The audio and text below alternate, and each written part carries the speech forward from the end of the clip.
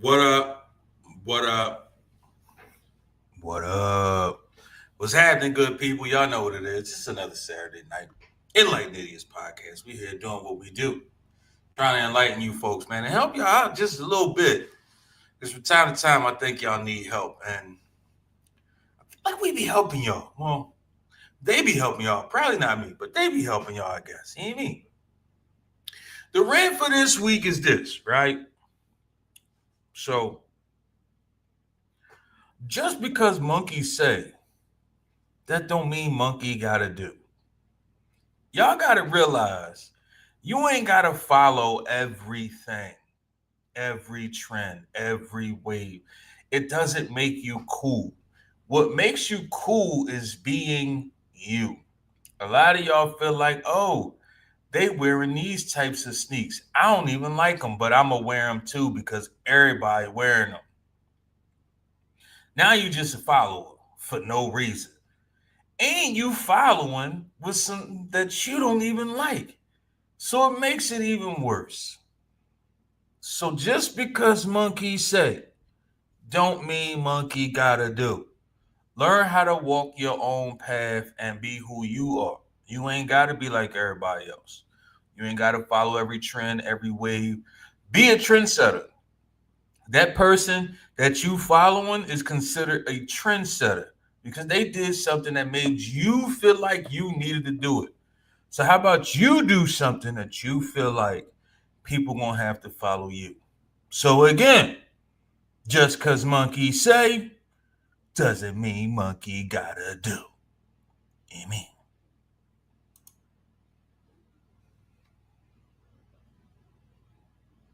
What you just like? What is this gonna be? An every week thing? You get on camera and you gotta just be extra quiet and silent, waiting for the right moment to talk or something. This is what we doing every week now. You ended on monkey see, monkey do, and I had to pause myself because I don't know. I didn't feel that was an appropriate segue to me. What? What? I don't know, What did that have to do but with you? I don't know. Good afternoon, peoples. Are you are you a follower or something? Is that what you trying to say? I mean, we all follow somebody at some time, at some Mm-hmm. point. Mm-hmm. So, But do you follow unnecessarily just to say you follow? nah. I think I'm known to go against the grain. Like Which is very anything true. popular, I'll be like what was that movie with the blind they couldn't see the devils or the evil things? I still haven't watched the movies. With Sandra Bullock. Oh, okay, okay. I know what you're talking about. Everyone was hyping that shit up. I Hmm. refused to watch it. I was like, yeah, I'm good. Here's what's crazy. I almost didn't watch it myself. It was nothing else to watch. Me and my wife watched, and I was like, "Oh wow, this actually was a decent movie." Oh, Bird So I Box or almost didn't something. watch it too. So I get it. No, I mean, I believe it was a good movie. Everyone said it was a good movie, but I think because it's almost like you and Sinners. You know how everyone says, "Oh, Sinners," so you just They haven't glazed watched it it. so hard, I almost didn't watch it. I agree. Yeah. So I mean, it's the same thing. Anything popular, I'm just like, I'm good. Me and my son, well, me, my son, and my wife, we go to the mall. Both the boys, we go to the mall, and my son's like trying to get some school clothes. So we like, all right, what you want? He said, I want to get some sweatpants. So I'm like, all right, man, let's just go over here. You could easily grab some sweats and like the little sporting good joints. He like, Yeah. nah, I don't want to go there. I'm like, well, why not? He's like, because everybody's wearing Nike sweats. Oh, And when he yeah. said that, I said, you know what? I raised a good motherfucker. I'm proud of you, son. I said, but they do sell more than just Nike sweats. It's just Yeah. people only go to these stores for those sweats. It's a Yeah. difference. Yeah. It's a big difference. Nah. Yeah.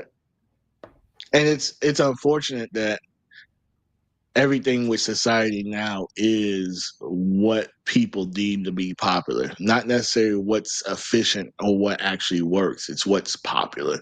Like you could come out with a shoe that's grade A, top of the line, athletic, approved, the whole nine. But Beyonce come out with a shoe, same concept. She's just gonna do more because Crazy part is her shoe could be trash and mine can actually trash. be beneficial. Right. But because Yeah. of who it is, it's like, oh, we getting that one. I think she Yeah, had a no sock fact. that came out, literally a tube sock that came out, and it was like I $30 don't a pair. know. But I heard her beard oil or something is supposed to be official. The fact that Jay don't got a beard and she's selling beard oil makes me nervous. Which is You know where that beard oil come from. You know where that beard oil come oh, that's from. coochie juice. Yeah, I'm giving me one of them Beyonce beards. Also, she got Eric. She got hold on. She got Eric Badu beard oil now. Hey, who get me a Beyonce beard? Yeah. Nah, someone said that shit. They said they tried it for like 2 weeks. It was growing crazy. Nah, they just ate a lot of coochie during that 2 weeks. That's all that. Hey, I mean, however you gotta get it. Hey, I don't look. have an issue growing a beard, so Hey, that connects. do what you got to do. Do what you got to do.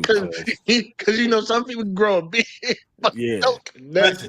Listen, I'm 40. I'm in my 40s, and there's certain spots for my beard still don't connect. It is what it is. It is what the fuck it is. It is what it is. Pretty much. We Man. got Sister about Freddie beards. Taco in the building. Good question for you, Freddie. First of all, how you been? I've been good. Thank you for asking. I've been booked and blessed and taking care of business. So I love to hear it. I loves to hear it. You know what I mean? Of course. So is it true that coochie juice makes a dude's beard grow? Because I'm pretty sure you've been with a dude enough that ate enough coochie and maybe his beard grew or it didn't. So did it happen or not? I don't keep track analysis. I don't do no scientific analysis or comparisons or nothing like that. Like that's not my that's not none of my business. That my business is to don't and then I don't measure. Hold on. Wait, you force his head down? What? You said this numerous times, bro. No, I'm enjoying myself and I'm helping. He's what they call a suffocatress. Yeah. Whatever. I don't know the term I you didn't just know what said, that but was. whatever. But that's cool. I don't. You never had a track dude that his beard wasn't growth. connecting when he met you, and after he met you, now it's starting to connect. If it did, I don't notice. I don't pay attention to them niggas like that. Damn. Damn.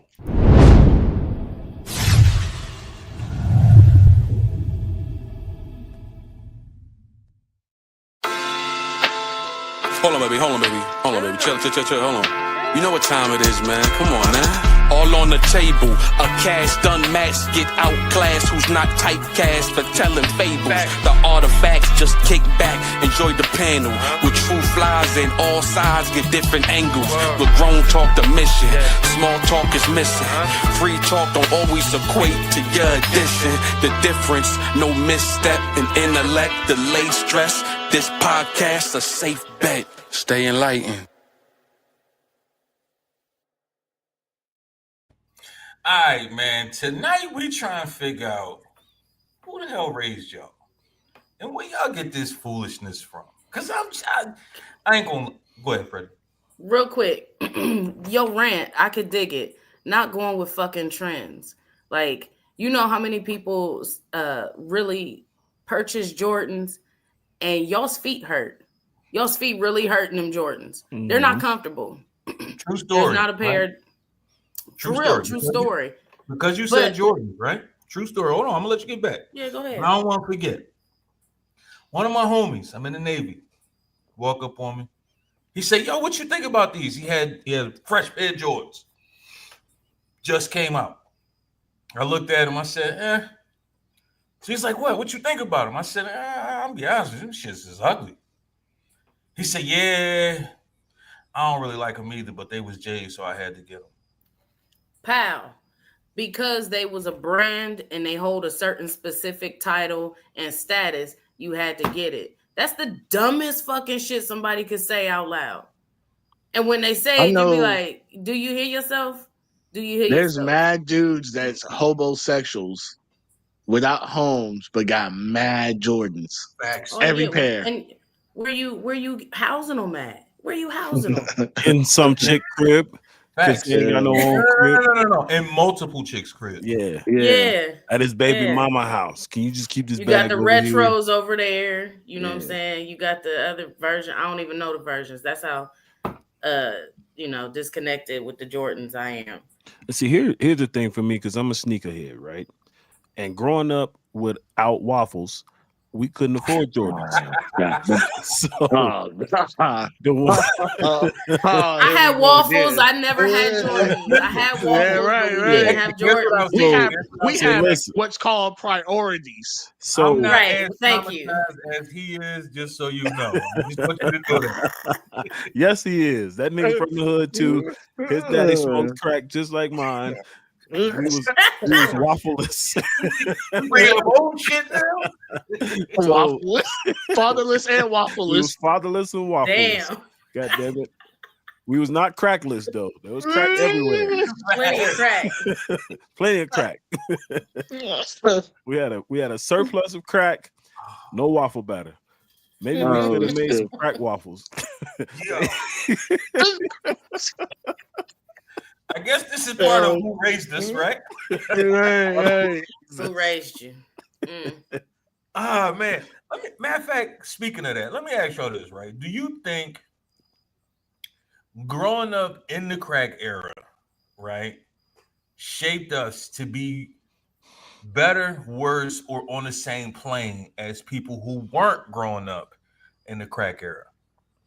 I think that's well, there's different crack now. It's like they don't call it crack; they call it There's opioids, pills. and Yeah. right. There's different names for it now.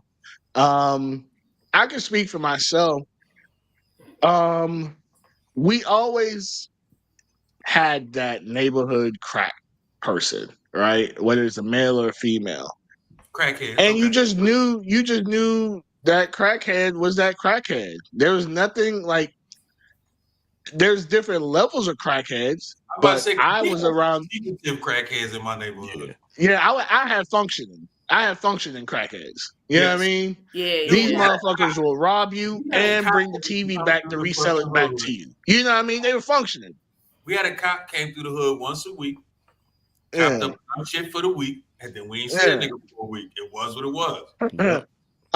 Now I would rather be around a crackhead than a pillhead all day, every day. For real. You can learn something from a crackhead. I'm gonna tell y'all some of the best wisdom I got was from crackheads. That's a fucking fact. Them motherfuckers done been through shit. And some of them one-liners I be hitting y'all with, them crackhead one-liners. Crackheads. They creative as fuck. What you mean? And then they dance. Then they just dance off like they dance off a movie set. They just kind of float away. But when them motherfuckers, when they roll up on you and they about to ask you for some money though, boy, nephew, I see you, boy. Yeah. Holla at me. Yeah. Hey, pretty thing. That's what I. Hey, pretty thing.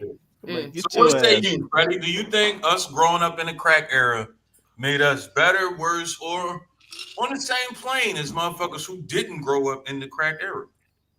Who wasn't crack kids, if you will? Well, I'm gonna say I was on the tail end, I guess, of the crack era, or I really didn't even realize what it was because I was young and my childhood was Here's what I'm saying. My childhood was an actual childhood. I didn't go through wondering where the dinner was going to be on the table and shit like that. My mom went to work. She wasn't a crackhead. We didn't have that shit in my family. I just knew it wasn't going to be there.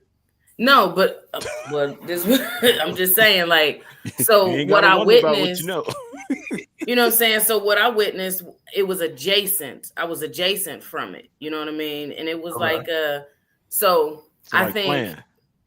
Yeah, I mean, so I think people was more resilient back then, meaning there was no outcry and shit for help like you have now. Like, oh my gosh, they're all on opioids. Oh, we need to help them. I think then it was just like, shit, we surviving and we making it through. You know, I just think people were more resilient back then.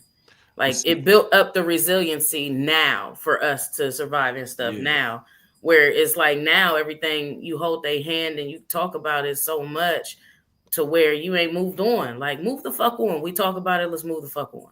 You know, or what are you going to do about it? Not just sit there and be like, well, you know, and that's why, and just keep talking about the same causality. Think about a solution. You know what I mean? Well, on your point, Freddie, they try to destroy us, so that's why they introduced us to crack, right? Not us, but the community to crack. Oh yeah, right? of course. And it was the war on drugs, is the war on da. As soon as it crossed the tracks, as soon as it crossed the tracks, then it's like, it's an addiction. It's a disease that they can't help. Right. It's a mental imbalance. Now we need to give counseling and treatment versus just throwing them in jail, because that's not right. We're ripping families apart. Yeah, correct. Yep. So that's where it's different now. So that's where you get a lot of the hand holding and all that stuff, because you know, I mean, think about it, right? Let's just be honest and let's be blunt. There's people still in prison over weed. Today. It's been in there for a minute. Like over weed. Yeah. Over weed. Something that in most people's eyes now is just, it is what it is. It's like alcohol. You know what though? Yeah. Soon as they lifted prohibition, guess who got out of jail? Exactly. Oh, the bootleggers. The other side. All the bootleggers got out. Bootleggers. Yeah. But they lift sanctions on weed. We still in there. Nigga still doing. He's still doing 25 to life, non-violent offender. You gonna rock out with that time? Yeah. So I say the shit made us, like Freddie said, resilient and taught us how to survive. Like growing up in that era, I think we tough and resilient because we had to learn how to navigate through the world and survive and take care of ourselves when the people that in our families was addicted and using absent. They was absent. Yeah. And it's a lot more of us that had crackhead parents than want to admit it. And it's not something I'm proud of. Like nobody proud of their parents being addicts or anything. No. But the shit you learn and the way you able to grow, like it's plenty of motherfuckers where I grew up, their mamas was smoking crack too, but they try to hide it and make everything look cool. But then the truth always come out the light. It's like, nigga, my mama quitting and your mom getting sent to rehab. And you want to make fun of me in 7th grade. Now look, we in the same boat. Your mama crackhead too. But I think the ones that was open about it, that like taught us, like, don't ever touch this shit. It destroyed families, it destroyed lives. But at the same time, like I saw that shit and I was like, yeah, I want something different. So I'm going the other way. I was just gonna say too. What fucked me up is my homies that I saw do this shit was like, what, nigga? Yeah. Didn't you see? Yeah. Up and, nigga, was you not paying attention, or was it just? Well, I think it's also too not just in the household, but it's a ripple effect. Yeah. Because you know what I'm saying, if the auntie do it, well, grandma gotta step up and take care of the kids, or the family gotta step up. So it's not just one isolated to one household. Yeah. So that's what I'm saying. So it's not like I didn't see the effects of it. I seen it one way or another. Yeah. Or some, but it's interesting too, like you said, Raw, like you grew up around it, you saw the bullshit around it, you still gonna pick it up. And that leads me to believe like there's something that switched off in the psyche that says, I don't care about myself because something around me doesn't care either. You know what I mean? Like there's something that's lacking love or something that where people just turn to it. Like it needs to make me feel good or something I gotta forget. You know what I mean? Well, now they want to tie everything to genetics, and I don't. Man, bullshit. No. I don't believe everything is genetic. That don't mean I gotta love that shit. Yeah. I don't believe everything is genetically inherited. I think a lot is environment. Environmentally inherited. Like case in point. You would think a young boy, seeing his mom get beat wouldn't dare touch another, female in that way. You know what I mean? But He whooping more bitches ass sometimes than they Mike pick that Tyson. shit up. But see, that's the thing is they don't. It's not. I don't think it's inherited from the community in the sense of like you grew up around it and you just do it. I think it's a lack of resilience. I think that there's a difference between being taught how to be resilient and just being born that way, like or learning on your own how to be resilient. And I think a lot of people that fall into that just would never put in situations where they had to be. It's like you think about, like I was talking earlier, these people that had closet crackheads in their family and everything looked a peachy keen on the outside, and they got the name brand shoes, they got the Let's Jordan. call them Yeah. functioning Yeah, crackheads because that's what they but, were. They were But functioning. but I like, like closet crackheads though. yeah, That's a nice yeah, alliteration, closet and crackheads. then, but them functional. kids, I understand the closet though. even Yeah. though they going The through that, closet. like they don't know. Like I knew all my uncles, aunties, mama, and dad. I knew everybody in the family that was smoking and selling it. And these kids be like, "Oh, Facts. my mama don't do that." And it's like your mama and my mama hang out too much for And her even not to if do that. Like, you she know might what I'm not saying? have smoked it, but So she do you think a little bit. hoism is in like the same? It's taught. Like mamas teach their daughters how to be hoes. Facts. Mamas teach their daughters how to So be gold okay, so diggers. this is what you just is if people aren't exposed to different types of lifestyles, then they'll never know. They think that, oh, this is the way of life. You know what I Not mean? true. No, Not no, true. no. And what okay, go ahead. So I actually got a couple homies who literally these motherfuckers had it great, lived a great life, had fresh polo shirts. Niggas was going to like if they got lucky and had a few shillings that they could spend, they went to like what was it called? Not it was this was before like Burlington and all that shit. It was a couple stores that was like TJ Burlington, Maxx. TJ Maxx, all them type joints, right? Niggas was going there and getting last year, the year before that, polos. I knew niggas that was getting like literally, I'm talking about like polo drop today. Spring editions. Exactly type shit. But these niggas still felt like, oh shit, everybody sell drugs. I need to go sell drugs. Like, nigga, why the fuck is you out here? but that's You the should point be that at she the was crib making. chilling. Like, but that goes Thank back you. to monkey see, monkey do. Yeah, but that's the That's point like Freddie was Michael making. Irvin's son. He was like, "Oh well, our house wasn't that big.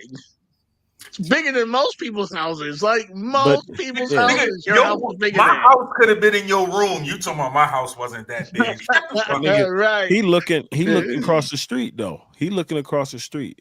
That dude got a Bugatti. My daddy drive a Range Rover. We poor. We not as poor as them people in that Toyota, Facts. but we poor because we don't have no Oh $9 damn. million car. So Monkey like see, monkey do. Monkey that's, got to get better too. but at the same But time, that's it's not like the point it's that I was people. making, The though, point but that that's Freddie was just- making is yeah. it's people that never experience certain lifestyles, and so they don't know. Like somebody in the burbs that's never been around crack, they don't know how crack actually affects. They might hear about it and see it on TV, but then they try crack for the first time, trying to be cool with their friends at this frat party, and now they're a crackhead, and they don't know like. Oh no, that's not some shit you just do. Like we know, like if somebody offer us crack, it's like threatening to kill us. It's like, Well, no, I feel like I I'm actually feel saying like it if on. someone offering someone crack in 2025, like how broke are you? I don't know. I'm just my point is I'm saying it on the opposite side. Like if you've only been around drug addicts and hookers, or not hookers, but you know what I'm saying, beating and all that shit, that's your way of life, and you don't know Like you took the you don't hookers know off the that. table. Well, I'm night walkers, I guess. I don't know, ladies of the night. I'm trying to be hoe ass. You know what I'm saying? Like if you can that's say 304. I'll give you a new term, 304. That's what they call them nowadays. I'm just saying, like, That's if too you many don't know syllables. any better, then that's what I'm saying. Like, then you Yeah. won't be like, oh, or if your whole environment is all berating and beating you down and shit, then you don't have that resiliency that inner resiliency. It might might have to look at a teacher or a mentor to be like, oh damn, you need that one person, that spark of light. It's literally like a fucking movie, you know. It's like Dangerous Minds type shit, you know. On the other side, though, there's people that live those lives where, you know, walking out, needles around, you know, da da da. Oh yeah, and they're resilient as fuck, and they like the smartest people on the face of the planet type shit. You know what I mean? So it's a double-edged sword. I think it goes based on, you know, the person, the environment. It's individual. It's all conditional. You know what I mean? Yeah. Sure. But here's what's tough about it though is people make excuses for it instead of like of course. I get a lot of like time where I get frustrated with some of my fellow educators because they make excuses for kids that are poor and shit. And I'm like, nah, because I had teachers that was like, you know, you living like this, so you need to get your ass over there and read that book, do that assignment, do good on it. You need to study and blah blah blah and this and that because you have potential. They weren't making excuses for me. They knew what was going on in the crib. Hell, I'd be in the hospital for 9 days and I come back to school and they still like homework due. Homework is due. You was laid up in the bed. You could write. So you could read a book. It'll pass the time. Read a book. As an educator and somebody with, you know, what you got, like 7 PhDs or some shit like that. As a person, you know, one's honorary.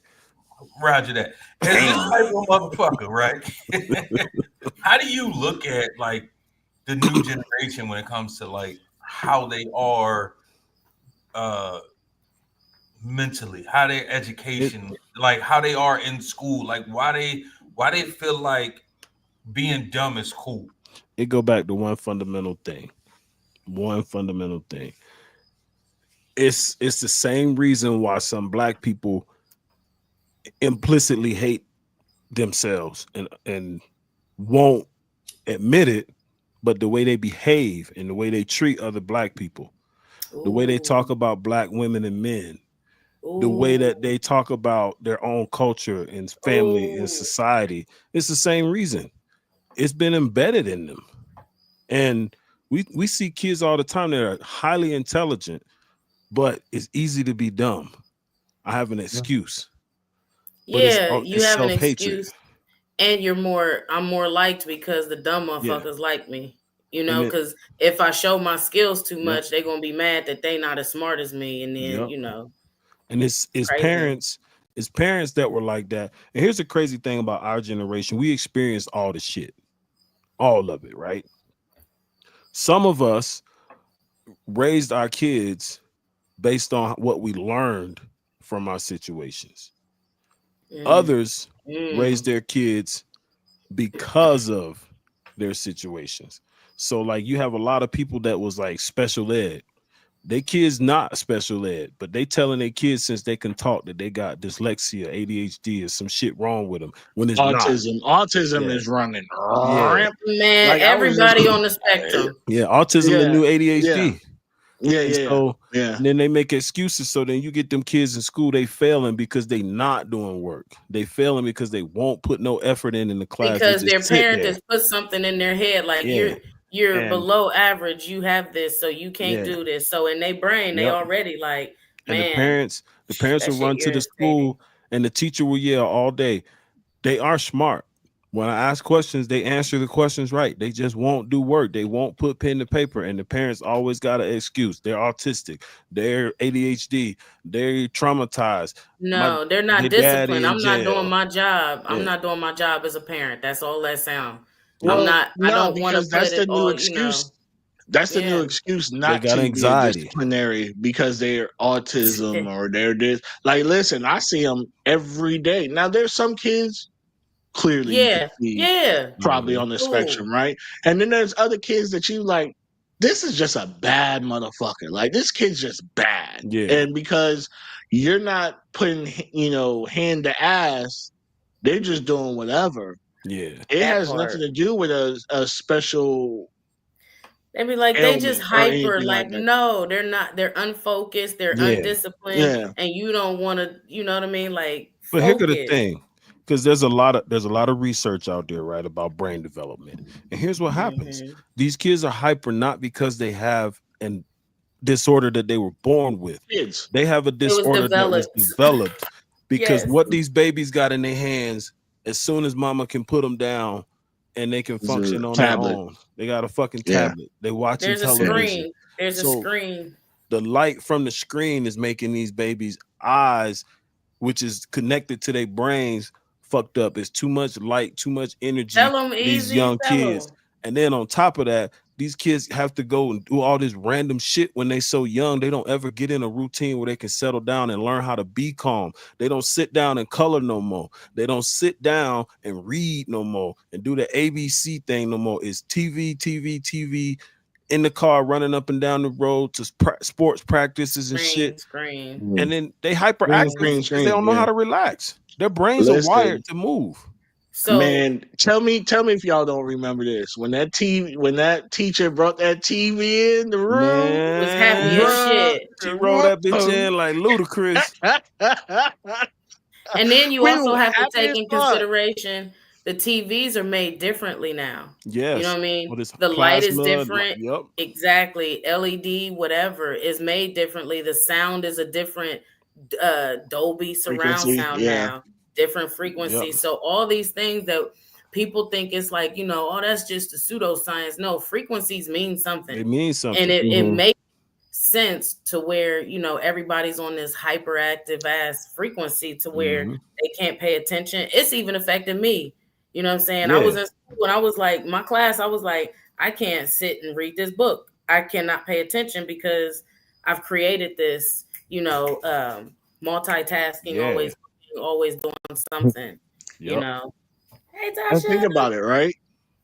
Try to go without your phone for a couple days. You are addicted. Well, I've been getting better, actually. Like I said, because I haven't responded to you guys, you know, I put certain apps and stuff on time. We don't want to hear, hey, y'all. Hey, y'all. I know, you right? Been here. Don't get shit, son. But I mean, just being mindful. Actually, everybody just has to be mindful. What are you doing? How are you spending your time? Yeah. Are you just vegging out? Hectic. With that being said, why do you think that this? Because I don't think it's us as much as it is them. To be honest with you, and don't get me wrong, it's some of us that's like can't stay off the fucking phone. Right? There's text, FaceTime, Facebook, whatever. Why do you think they can't stay away from their phone? Why do you think it's social FOMO of a phone? When you say they, who are you referring to? So listen, this whole episode is about crack baby and non-crack baby. If you either was born in the crack era or you was. So you mean when I mean anybody not born in the either crack you era. Is or you ain't a crack baby.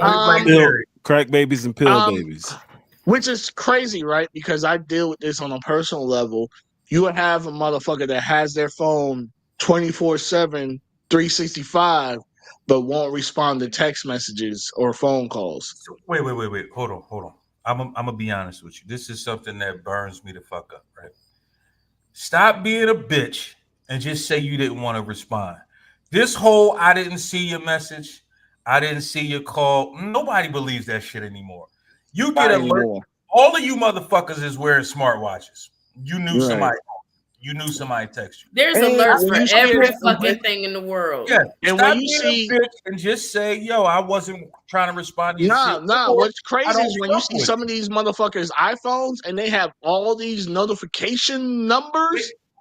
Answer them shits or close them shits out or delete them shits. Can I get or why are you even contacting with the person if you ain't responding to them? Can I get something on my chest real quick?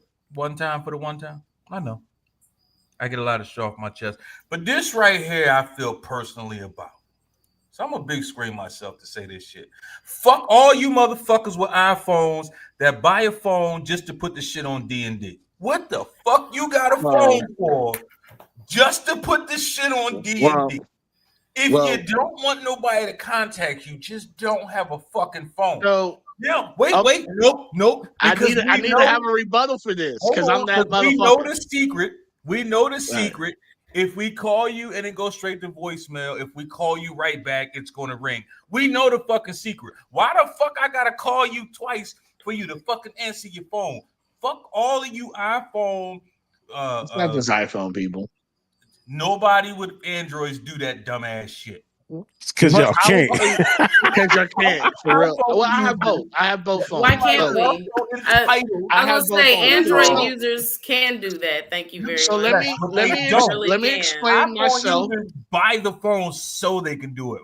Fuck let me explain myself. Hold on, real quick. I don't know nobody that buy a phone for that reason. Easy. Do you see they about to dispute because Raw called Hectic and he didn't answer on his iPhone, and then we go ahead and dispute it. Go ahead. And then he called him back on his Android.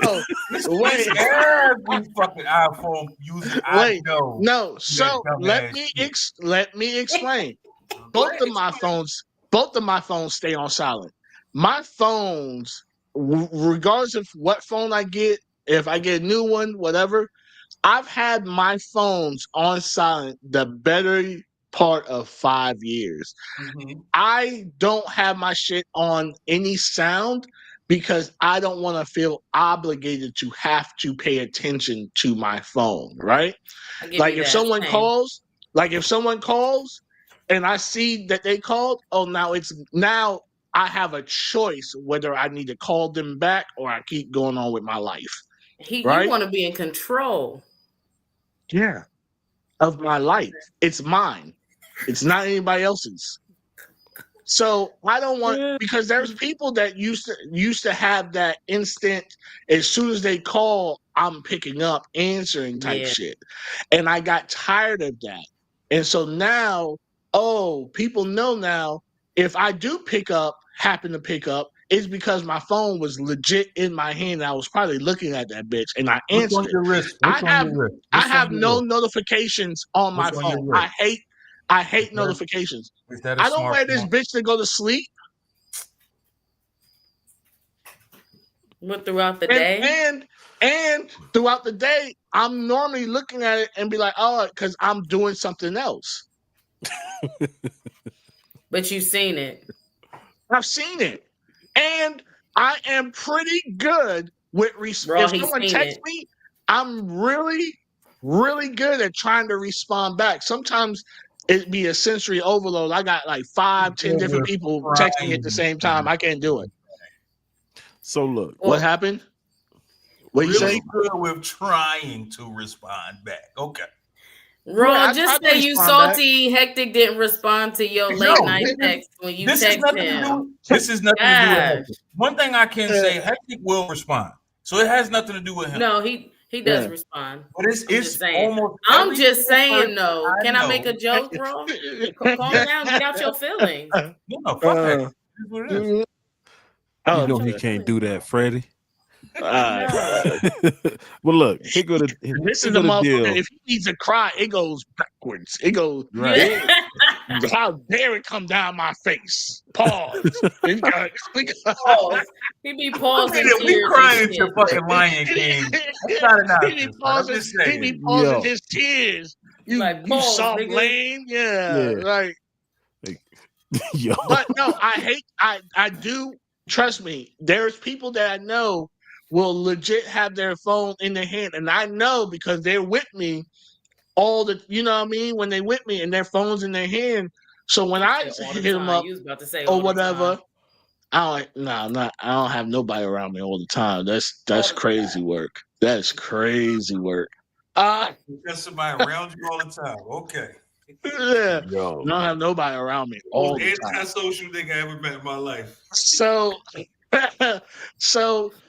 when you text him, you know, hey, motherfucker, I know this phone's in your goddamn hand. Like, stop playing type shit. You know what I mean?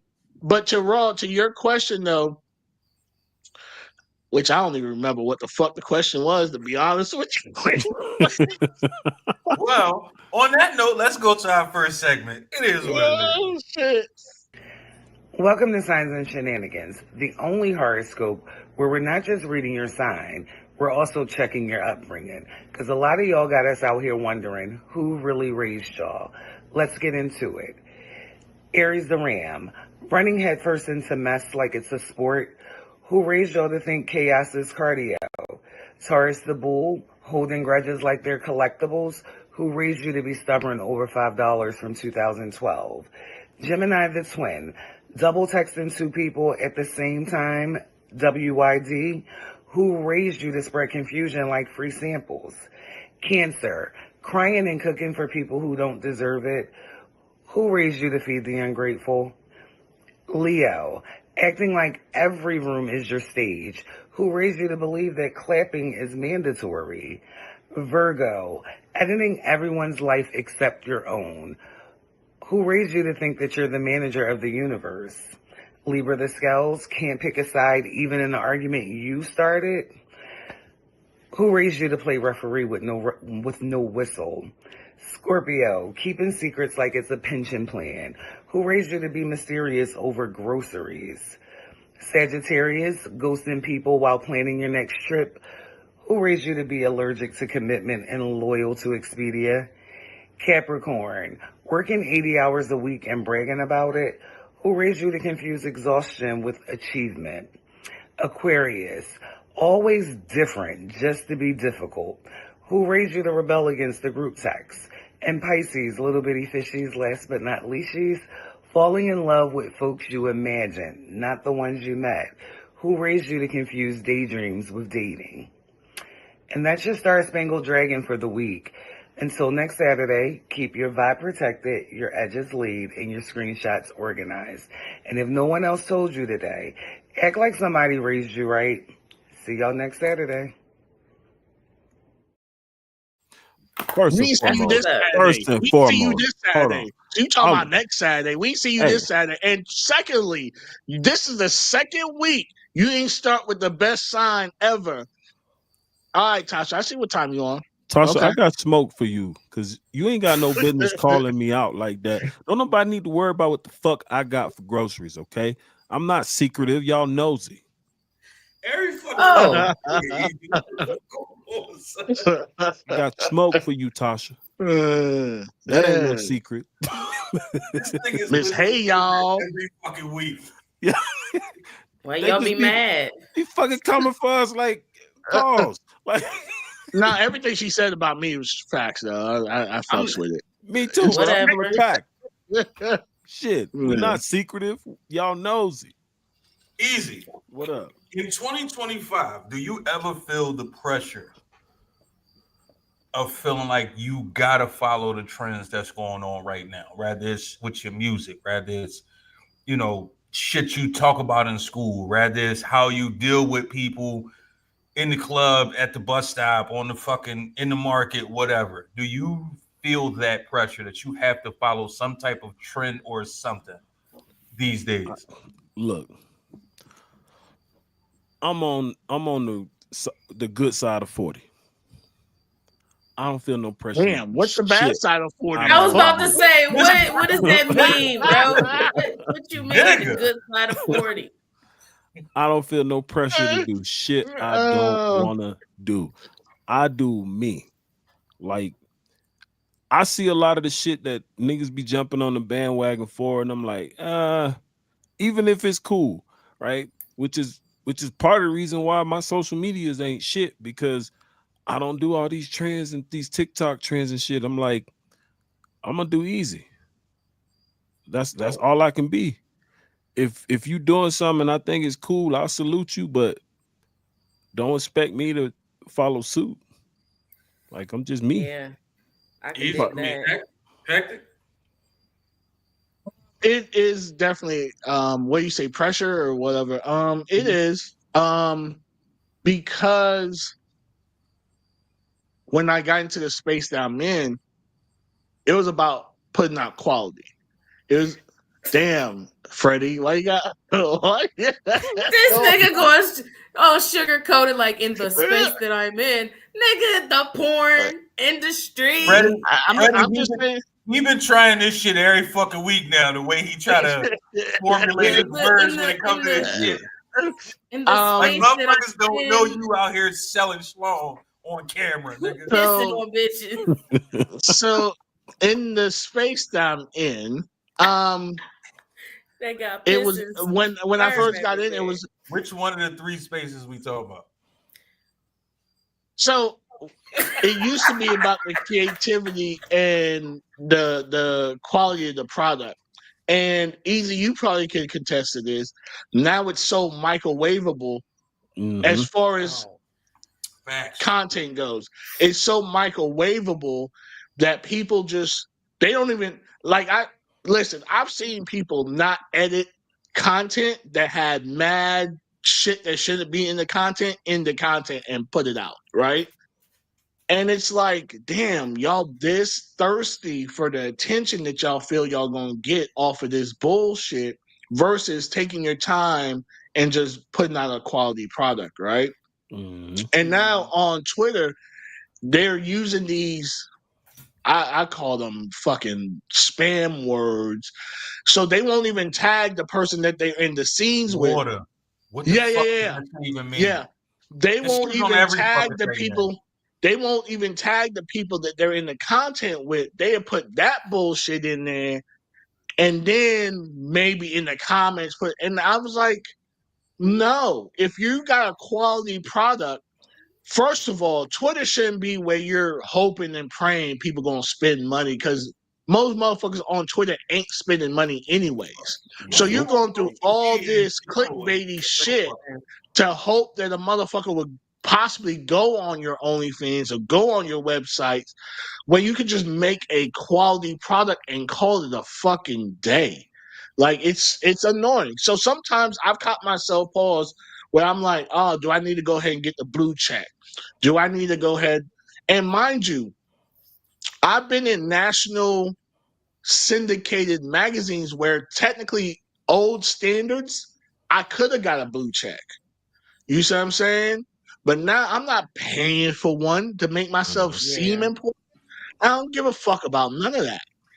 And that's my problem is because I often go against the grain of what's popular because it popularity doesn't stand on no principles, no morals, no standards. It's just That it's part. wavy. Today this is popular, that's not popular tomorrow. I don't operate like that.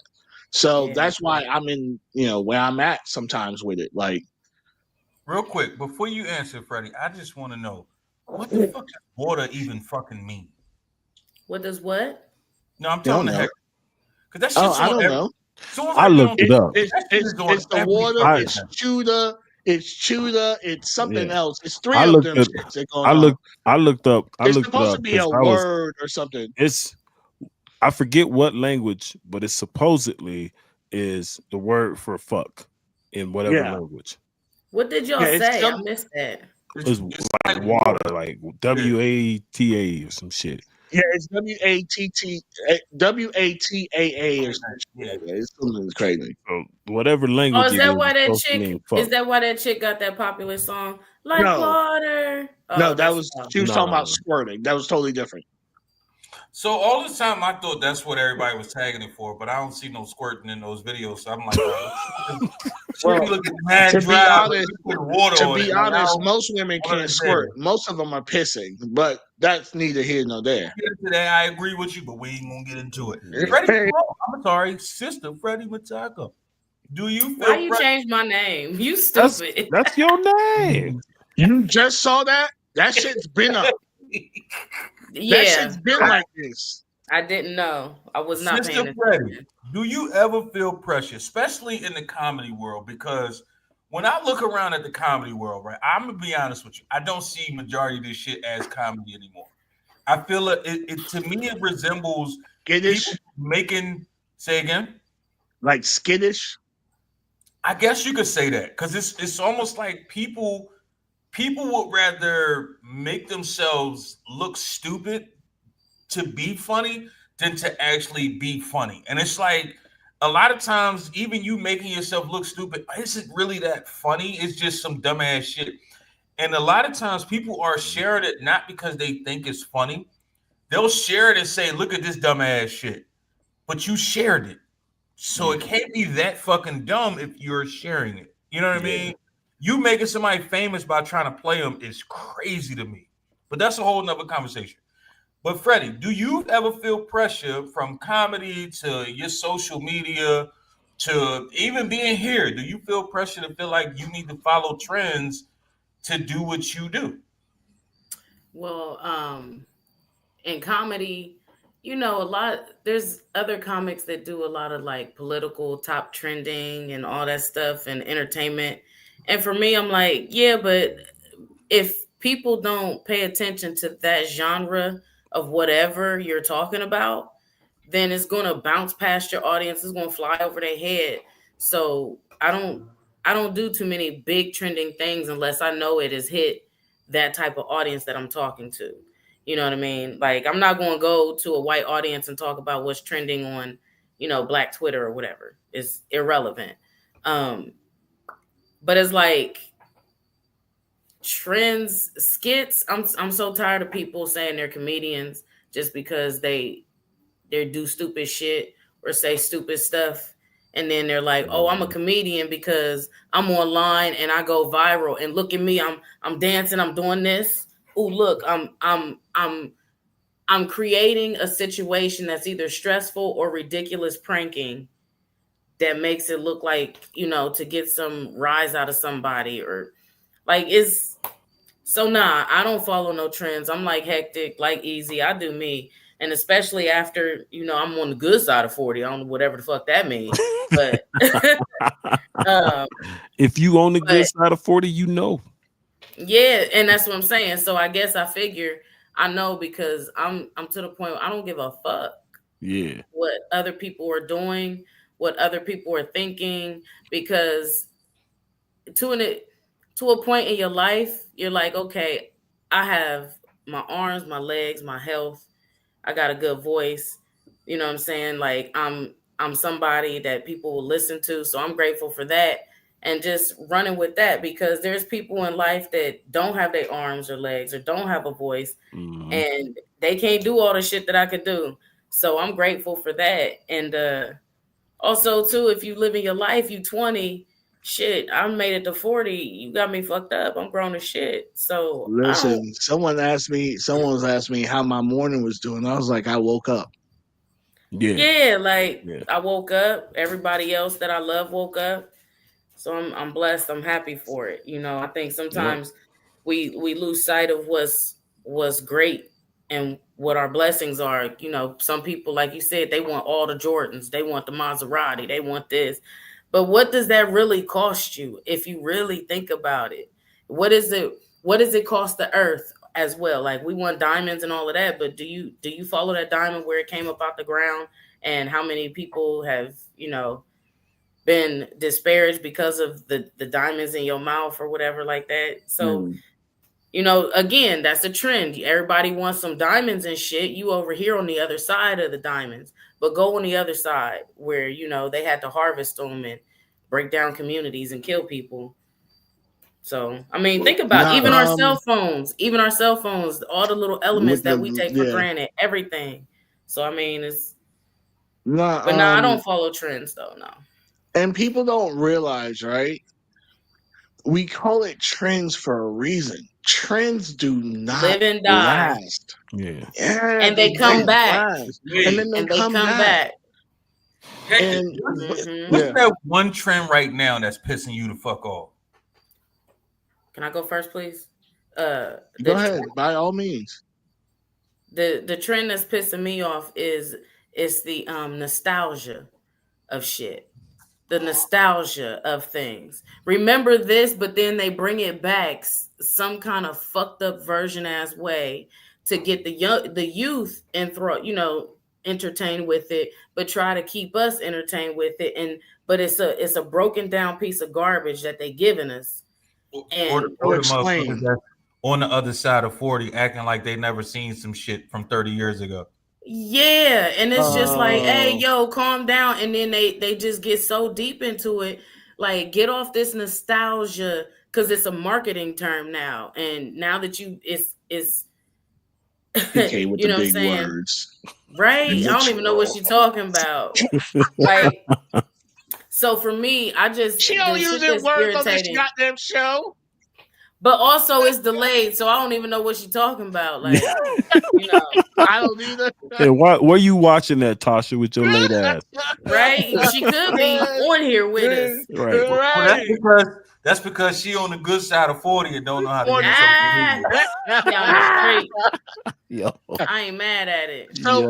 what do you Them need Twitter for the fingers made it fast nostalgia? that you thought they was. The nostalgia thing, because I don't see that. What did you say, Hectic? What do you mean by the nostalgia thing? It's when they keep bringing they bring the old stuff back to try to keep us and make it look like it's brand new. Yeah, make it look like it's brand new. And they've then, been but doing what that they do is, even when we were young. I know, but that's what I'm saying. So it's like, but we fall for it each and every time. Oh yeah. That's what I no mean. facts. It's nostalgia, but it's, I guess I'm more I pay attention to it more because I'm more mindful and I'm more aware and I'm older. Gotcha. And it's like, you know, but that shit's irritating. Like, man, this shit been out here and everybody act like it's brand new, man. Stop that shit. That's all. The trends that piss me off, and maybe because I'm on the better side of 40. That's the trend for the night. Hey, that's the trend for the night. Trendsetter, motherfuckers. I've never seen it personally happen in real time.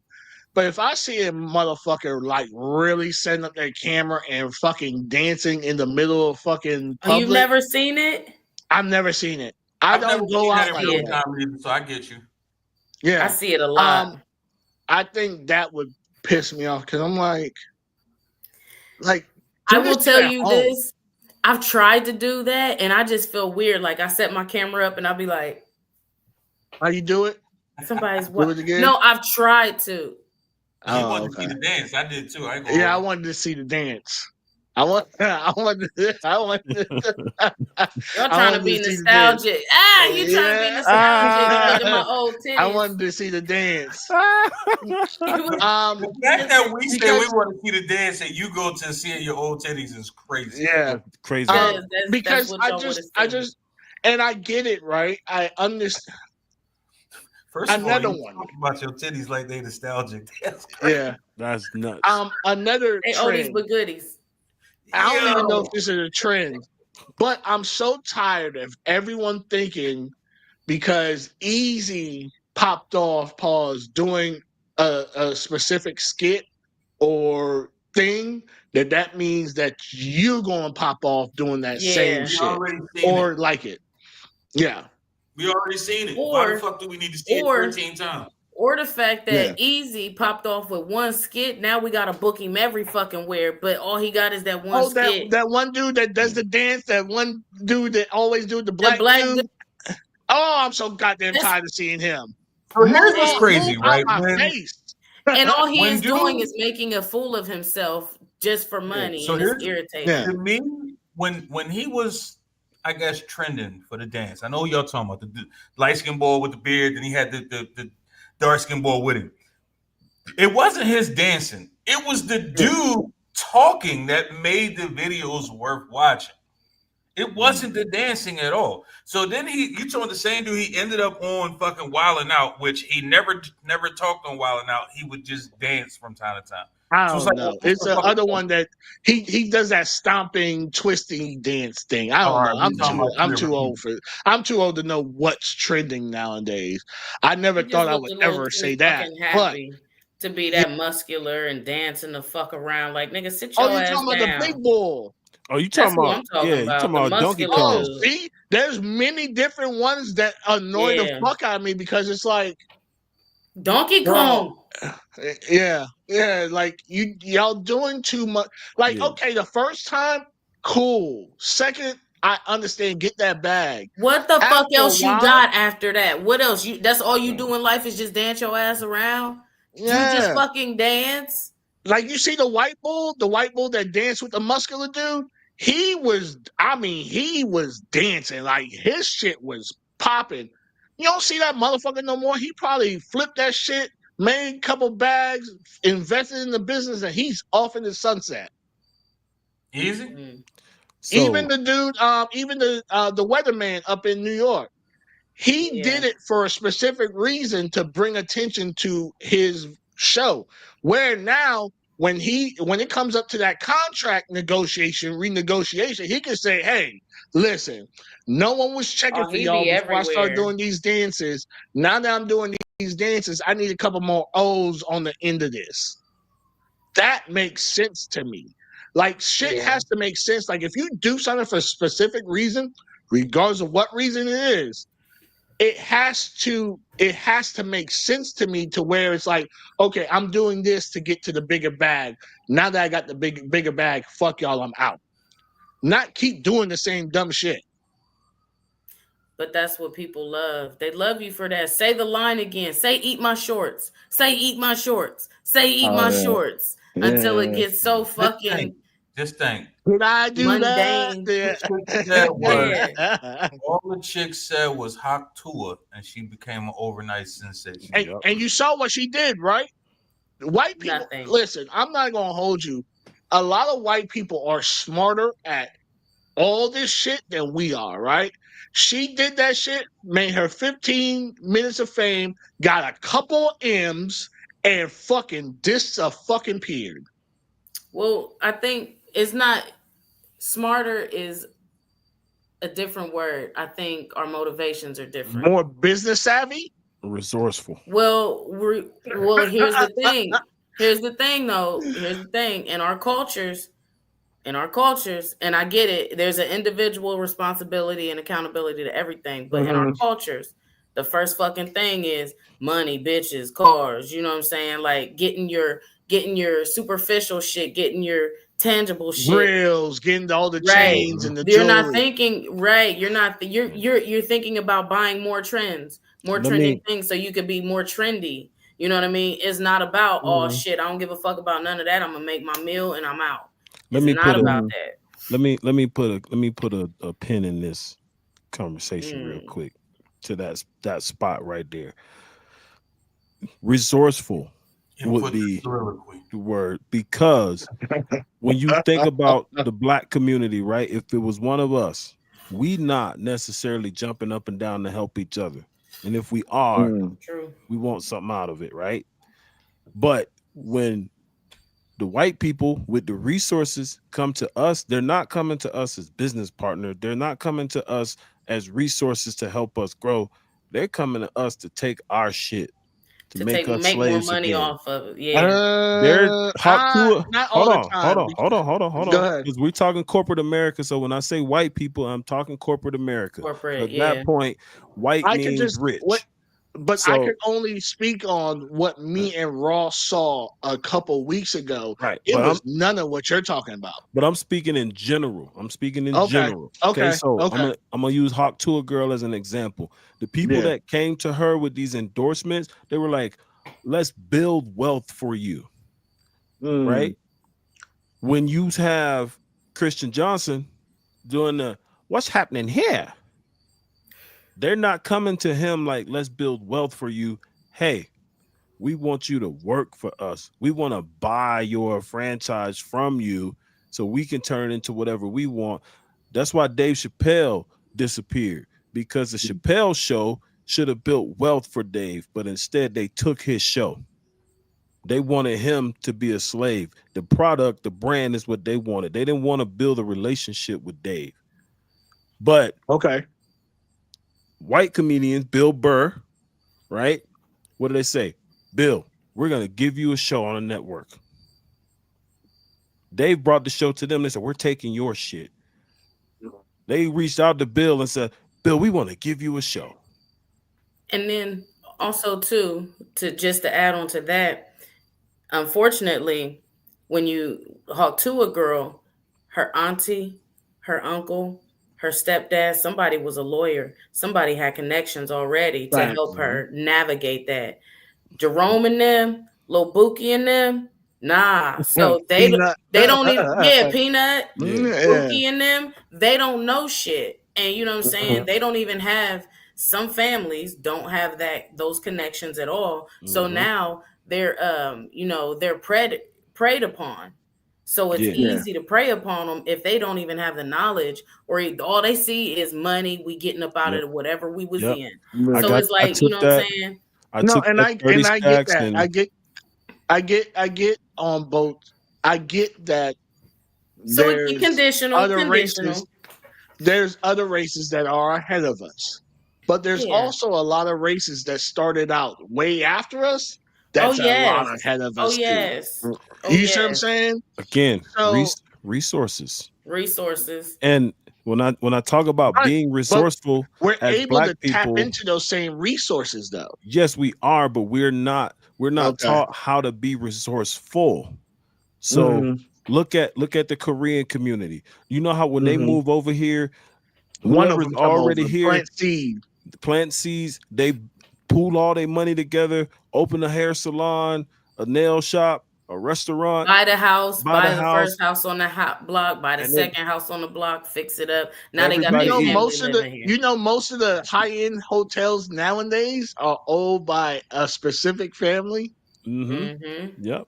But Yeah. when black people come into things, we don't have somebody there to be like, hey, let's pool all of our money together. Because what we have been conditioned to do is we look around and we like, nah, it's something fishy about this shit. I'm not Yeah, giving this nigga my money and he hey, gonna run this your off. face. You just looking at Yeah. everything like, And so I don't know, we nigga. have been conditioned to not trust each other. That's why slavery lasted as long as it did, because when somebody said they escaped and I'm coming back to get y'all, like, nah, motherfucker, you finna take me to another plantation. I know it. I ain't trusting your black ass.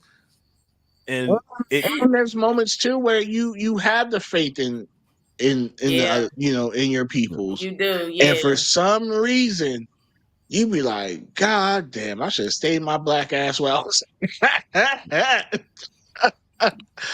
Because that's what I'm saying, right?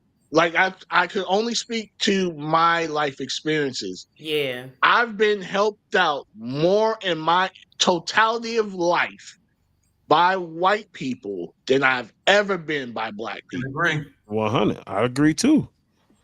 Let me ask y'all this, right? Hold up, and they didn't want shit. Not a damn thing. Nothing. Let me ask y'all this. Why do y'all think these new trends piss us off because we on the other side of 40? Well, we the Because see we good on the side other of side of 40. Fort. We on the good The side better of side of 40. we see how stupid it is. So like, Yeah. think about these pranks, right? When first of all, we know a lot of them are They would have got staged punched in the fucking because they throat. would have got But fucked up. once upon a time, they were actual pranks. Now Yeah. people are staging them. When I see Yeah. the same person in 5 of your pranks, come on, son. Yeah, because like us, we knew better. Ding dong ditch was dangerous. We wasn't ringing nobody's Nigga. fucking doorbell, nigga. You get rung out Nigga. with a couple of Yeah. shots from a 30-06 in your ass. Like we was not fucking around with If people you played that game in the 90s, you better knew Yeah. how to fucking run. how to To run, how run. to duck, how to dodge. Nigga, you better be Bo Jackson. Goddamn. Yeah. You And so- remember leaving shit on the porch too on fire. Yeah. Nah, we man. ain't do that, I but never did that that. must be a Oh. Caribbean Not a game. That's a Caribbean game. Yeah, you not a Burning shit. You see the type of neighborhood you grew up in. Yeah. This nigga was down there in Florida fucking But he shit up. also was the nigga that had waffles on tap. So it is Yeah. what it Nigga is from Florida. On You know, we tap. always reading about Yeah. Florida man. But like Yeah. motherfucking I done forgot what the fuck I was saying now. What was the question again? Welcome to the good side of 40. Right. What was I remember what I was saying, but what was the question? Oh shit. You were saying deep. Why does Oh yeah, these pranks, right? the Like question if we was, would have why does these suspicious? if we would have done that shit, we would have got our ass shit. whooped, we would have got beat up, we would have got shot. And it's like we know this shit ain't real, or you saved by the camera because everything's on fucking camera. They do the stupidest shit. And I just remember, like, nigga, we would be doing a lot of shit that would have got us in trouble, but nobody knew about it because we wasn't recording it. And they record every fucking thing. Everything. We get in fights in the bathroom. We come out the bathroom, bruise the fuck up, and everybody Don't like, nobody what know what happened. Nothing. We was just in there. We just in there. We was just hanging out. We wasn't doing shit. Nah, Nigga got a nothing, black nigga. eye. We wasn't doing nothing. Now they filming the fucking fight. Facts. putting it on World Star, put it on YouTube, Facebook, and then like, how they find us? How I'm they in find us? now. They got themselves incriminate themselves with fucking assault rifles and shit. Oh, somebody snitched, nigga. Instagram snitched. Nigga, fucking X is literally fucking and fighting. That's all you see All on it that. is. Fucking All and it is. fighting. And I think that's the thing too. What to your point, Easy man. When I'm ready to go do dirt, I do that shit by my motherfucking self. No Okay. one knows. Nobody knows. No one knows. And if it is like another homie and we running a play or whatever, I trust him enough to know he ain't gonna He gonna shut the incriminate fuck up. himself. Yeah. Huh? He gonna shut the fuck up. Yeah. You're right. These young bulls, they can't wait to run And to you be social media like, and be like, yeah, we look just what I robbed the did. bank Look, at where we at? 10:59 on the corner of We was driving Blitzen my and car. 69. Right. Like, We were in nigga, a white Bronco with Right. 22s on. that was stolen. No, We because I stole gotta that. keep them I was clean and wearing an shit. X-Men t-shirt Yeah. with a, you know what I mean? They gonna run Because the you know I whole gotta have that play. drip. You know I gotta have that Yeah. drip. And swear, They he got gonna a run the crazy whole thing. play. He got a crazy thing too. Will swear up and down at the station they didn't snitch. Be the main one in there telling the whole shit in chronological order. Well, on Saturday, I woke up at Chronological 7:53 and had breakfast, and then like we had no clean clothes, so I had to do laundry. So I was wearing my little brother shorts. Blah, blah, Very blah. detailed Like and very everything. detailed. Yeah. And I then wiped my ass with my left hand that morning yeah, because my right Oh, hand was shit. sore. yeah. I And then when their remember homies Yeah. get caught, and it's like, yeah, we got information. Your co-defendant already told us, bro. I swear I ain't say shit, bro. I don't know how they knew. Bro. Yeah. Like I Man, kept they it said this solid. stuff I get kept it played. Hold solid. up. They do one of these shits. Hey, did you ask man? Because I mean, I ain't saying he was there, but He he was might have been there. around. Yeah. I ain't And saying that he right was. there, I ain't saying he shot him, but he was holding the gun. He was in the Right. area. that right there is why you Right, do the right. shit by yourself. You do whatever you need to do by Exactly. yourself. All right. On that note, let's go ahead and take our quick commercial break. Talk our All shit. right. We be back. God damn it.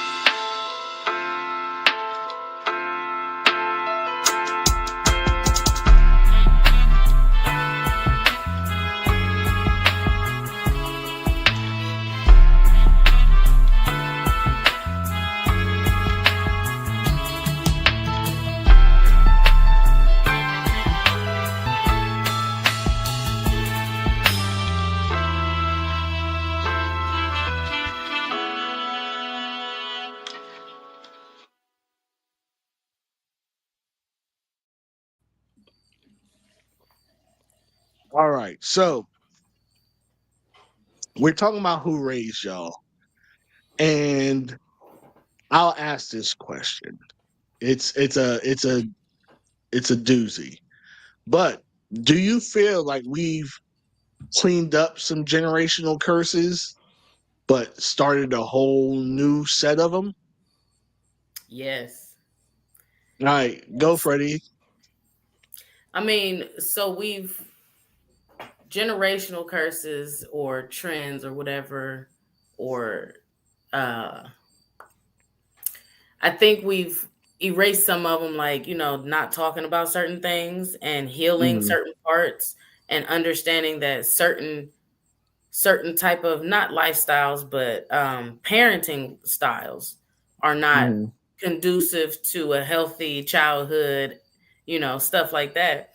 Mhm. That being said, I think we've now passed the mark to where we're over analyzing every fucking thing, and everything is so fucking sensitive, Mhm. to where we're giving, I don't want to even say kids, but like we're giving everyone too many talking points. Like to where Okay. now we're sitting and talking and talking and talking, and we're not going to a resolution of anything. Mhm. Mm-hmm. So It's it's not just like resolution now, based. It's more yeah, trauma based. yeah, trauma discussion. Well, and it's also we're passing blame. We're not taking accountability.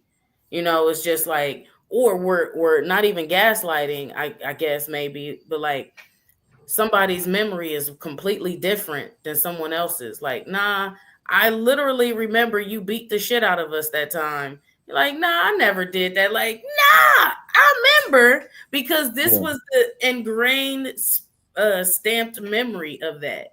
It's interesting because I had a conversation with my mom. It wasn't me, but she was telling me about my brother. He was on the show before.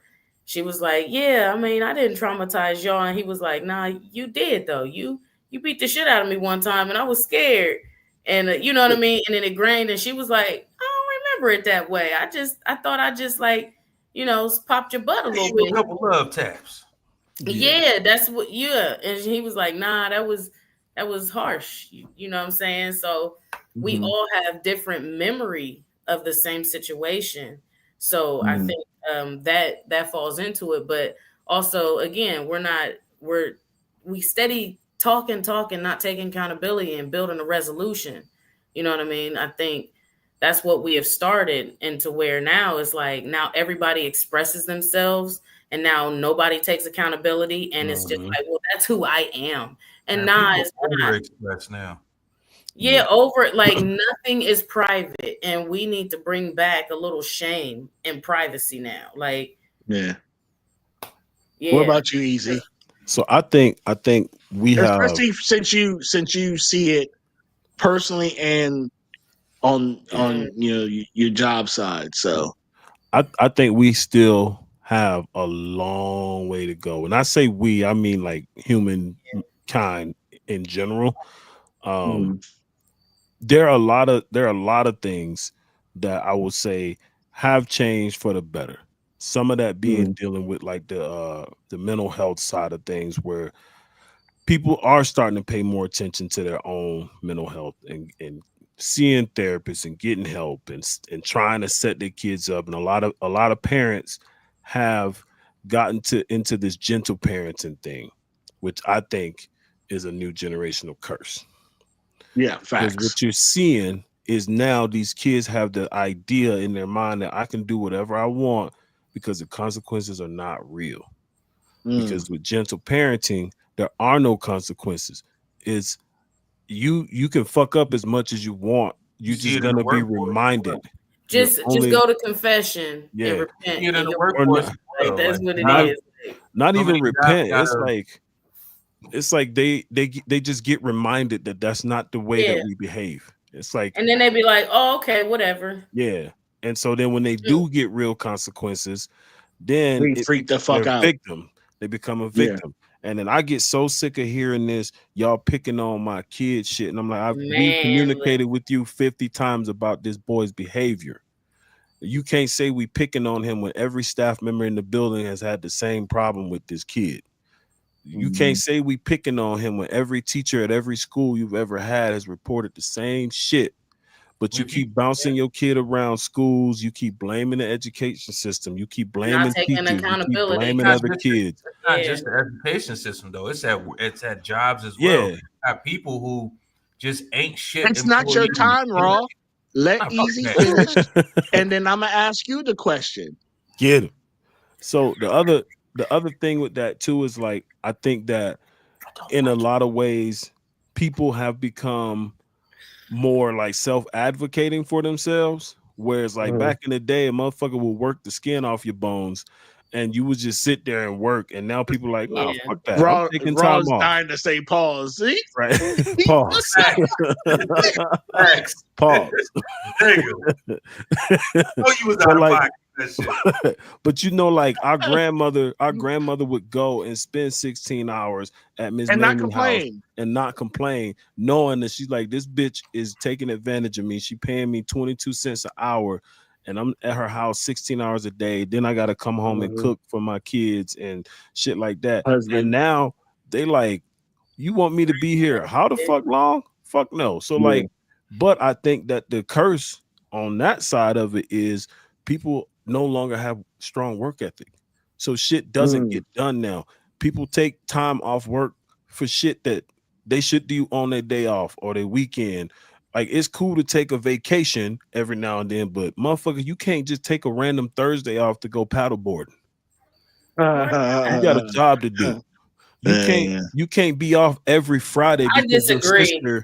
your sister don't got a ride to work, so you got to take every Friday off to give your sister a ride. Get that If bitch I a got bus the pass. if I got the PTO and there's no stipulations, I'm gonna take whatever the fuck day I want. Here's the thing though, you don't do that shit every week, right? No, I don't do it every week. Exactly. That's what he's saying. Like every fucking week or once a month, I gotta take a day off for my mental health. And it's like nobody has that much mental health crisis in their fucking life. If you having that much, you need to get admitted. Well, I know this fucking one way. girl on Twitter. Her shit is epic every goddamn day. I'm like, bitch, how But can your then life be I this also bad? feel like sometimes people create Oh, Yeah, absolutely. she creates her own environment. You know what I mean? Delusional. There's And a lot then- of delusional you're ass people. delusional.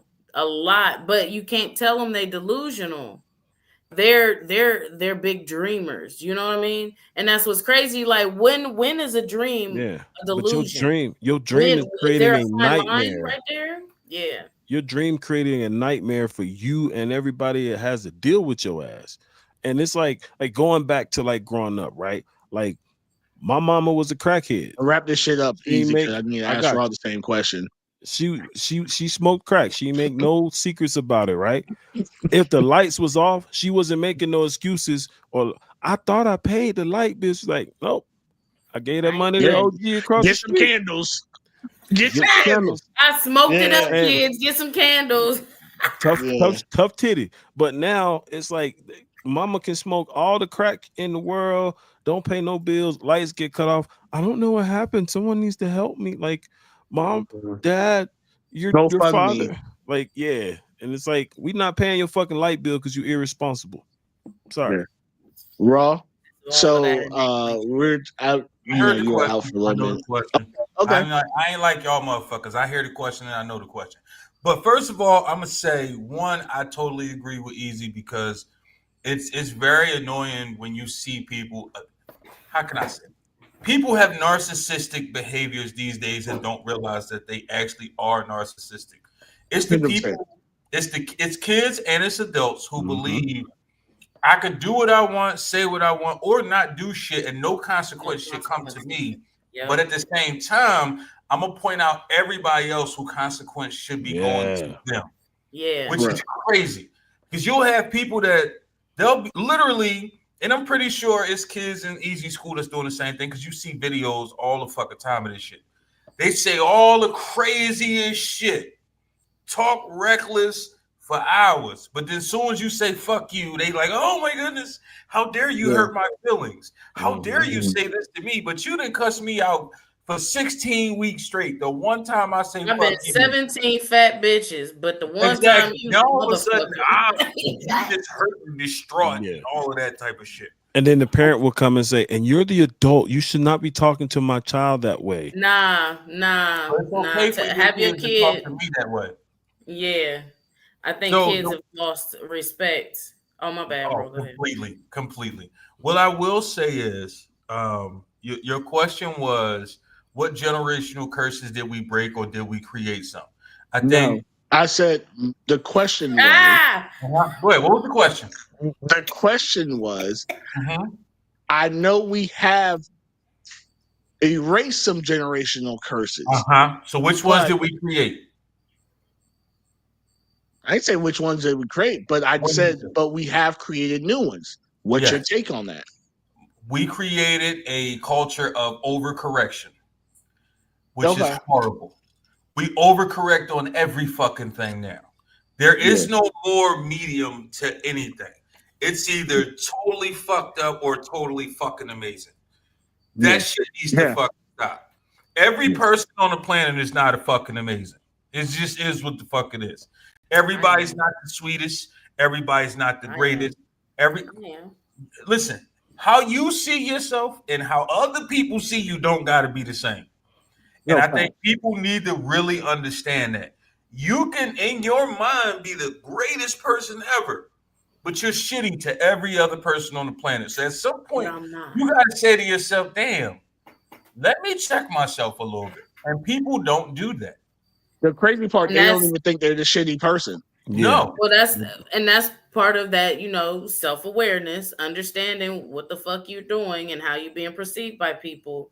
And sometimes it's hard for us to ask somebody, hey, how the fuck am I being perceived by people? No, the It's fuck hard. it ain't. No, it ain't. No. It ain't. It's this all-inclusive bullshit. Because everybody's all-inclusive, everybody's fucking amazing. You could be the worst motherfucker on the planet. It's somebody in that room that's going to say, I like you, so you're amazing. Don't worry about what they say. We know you don't work, but it's okay because you're still awesome and amazing. Fuck out of here. Do you think it's But the? again, Do you just think it's like the? what you I just don't want to said. hurt people's feelings. Yes. That's the problem, though. But- People need Yes. you don't have to Nobody hurt gets somebody their feeling to feelings be hurt no honest more. with them. So, like, you don't have to be an asshole to be honest. Yeah, I was And gonna say people's you don't have to feelings- be an asshole to be honest. People's feelings Well, get hurt out of their own. Sometimes. Honesty means you hating. And Honesty just means you hating now. but also too, Raw, how come that Oh, that's person true. can't be an awesome person? Like, you know what I mean? And what I'm saying is, from that person's perspective, all that other shit does not matter. So they're like, oh, you're an awesome person that you don't Let work. me ask you this. That's Let me ask you great. this. So to that person, and you said we could all Subjective. be individuals and shit. It's subjective. It's subjective. So Yeah. To that's use that one of- person's opinion. To use one of Hectic's terms, we all have vanilla jobs, correct? All of us. We have some type of vanilla job, right? Mm-hmm. Mhm.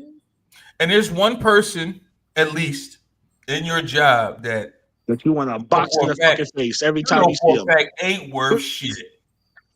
Right? Oh, You there's know for a fact plenty. they ain't worth shit. Plenty. Yes.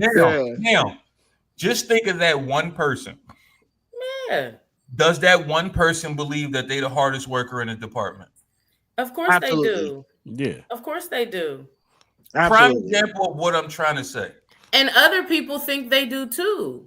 But They're see, like, here oh, they're goes- hard workers. Perception. Is it the people that's cool with them or That's what other I'm people? saying. Look, perception That's is the a people that's motherfucker. cool with them. Yeah. That's what I'm saying. Perception is a Right. motherfucker because It- there are it really people is. that are very good at making people perceive them how they want to be perceived. I have a Yeah. person in my building Sociopaths is what we right call them. now. Everybody loves this individual. Everybody talks about how much this individual supports our school, how much they do for our school. And every single fucking day, our admin team is talking to this motherfucker about because they're not doing their job.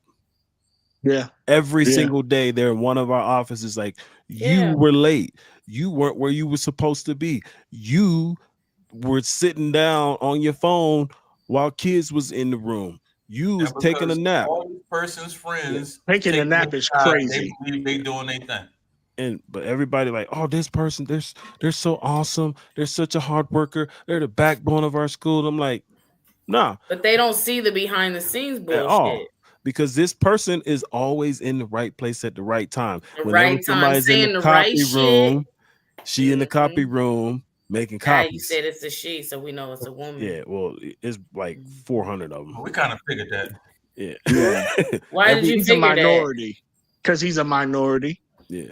No, I'm just like I'm just being nurses. honest. In Yeah. most departments, it's some chick that the dudes don't pay attention to her because they like looking at her, and she's cool with certain females. So the rest of the motherfuckers is just hating. That's usually how it goes. That's interesting because it's opposite where I work. It's every dude don't know what the fuck they doing. Damn. And yeah. I feel that's And a they- good thing. Damn. I mean, see, again, I'm outnumbered, and y'all's Yeah. perception and y'all is Yeah. subjective. Y'all's perception of how y'all work, I'm that's a- what y'all perceive. I'm gonna say But this I though, see it. the most These motherfuckers get manipulative. promotions. They get promotions and everything. You like everybody's like they're great hard work, and you like, bro, okay, all right. I'm gonna be Yeah, honest I with get you. that I'm part. the first motherfucker to say I just come to work. I'm not the nigga that's gonna tell you I'm the greatest worker ever. I'm never gonna lie At to you. all. I am I'm the subpar. motherfucker. I come to work, I do my 8, I go to fuck home. I don't think I too tell hard. people- I'm not emotionally attached. Some people None of be that like, shit. I'm working through my lunch. I Yeah, like make up lunch breaks. Yes. Oh, no, I no, make no, up no. extra I'm taking, breaks. let me- I'm taking both my 15s and my 30. And Yeah, I like- have no problem saying, yo, I'm about to go on break. Hey, but I need you to, I'm about to go on break. I I'm see you about in to go 30 to minutes. break. let me tell y'all something, because this same individual and others, so we don't get no lunch. We work and we eat whenever the fuck we Yeah, get an teachers opportunity. get crazy lunches, They man. all get a lunch. They all get an hour planning period when their kids is in PE and shit. They get morning and afternoon off. She a teacher. We don't ever eat lunch. We don't have no set lunch time. When them motherfuckers eat lunch, we in the cafeteria watching their kids. Yeah. So I Y'all had a gotta find y'all's motherfucker. lunch in the middle of a day, in the middle of a meeting or some shit. I had a motherfucker to tell me that they wanted to clock out early because they didn't get to take their lunch, because during their lunchtime they were grading papers for a teacher in a grade level that they don't work for, because that teacher needed help because their pair was out. I said, no, you can't clock out early. What the fuck that got to do with you clocking out early? I said, you can take a lunch when you're supposed to take a lunch, but no, you can't clock out early, and you can't wait till it's 45 minutes before it's time for you to clock out to ask me that. I said, furthermore, why on your club early? They was trying to go get dressed. I said, why on your scheduled lunch are you working for somebody that you don't even work with? Somebody that's not even in your grade level. Well, because their person was out today. I was like, that's on them. And you should have asked permission prior to. I said, not after. I didn't ask you to go over there and make copies for them. They could make copies for themselves. They have a plan period. They have a lunch. They have a before and after school plan. They could do that shit themselves. They could ask the secretary to make some fucking copies. Oh, for no. them. No, they can't. Oh, they can't. Secretary does more than anybody in the building all day long. And we like don't fuck with her. You don't. I was gonna say you don't have different ones, like you don't have an attendance one. We do, you know, but photo administrative one for like photocopy stuff. Just for attendance. Crazy. We got an attendance clerk, but she does attendance and like some other shit. And then we got our office manager that she's our registrar also, and she does they untouchable. Yeah, you can't fuck. I get it. You can't fuck with them because that's attendance and everything. But every grade got that's an assistant. The backbone. A lot of them, the backbone of the school. Yeah, they are really. Absolutely. Speaking of people that's untouchable.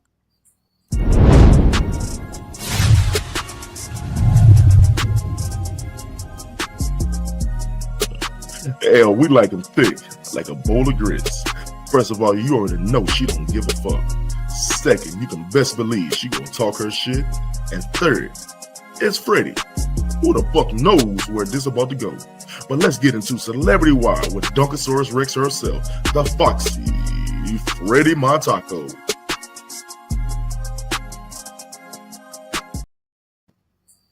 Hey, okay. So it's been a couple weeks, you know, since I've been on the show. I've been booked and busy. Thank you guys for always tuning in to Enlightened Idiot. Even when I'm not here, because I know I bring the crowd. I know it's me. I know it's not raw or hectic or easy. It's probably Tasha, but I know it's not them niggas. Because, you know. Anyway. I like seeing your photos, that's all. Yeah. So we just gonna start.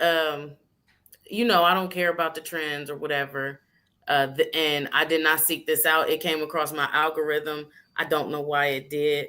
But Drake's album popped up. Iceman. I don't know if anybody's seen it. It flew past my algorithm. And I don't know if y'all seen it or not, but his whole face is covered with some icing of some sort. But it looked like he'd been taking parts in a bukkake. And he was the end scene, the final scene. And it looks weird. And I don't know if, like, you know, even coming off of that Kendrick Lamar beef and all of that, and just being like globally shitted on by Kendrick Lamar, and then that's your album cover, you just got jizzed on, your whole face got jizzed on. Like, I don't think that's cool for you, Drake, but you know what I mean? Do you?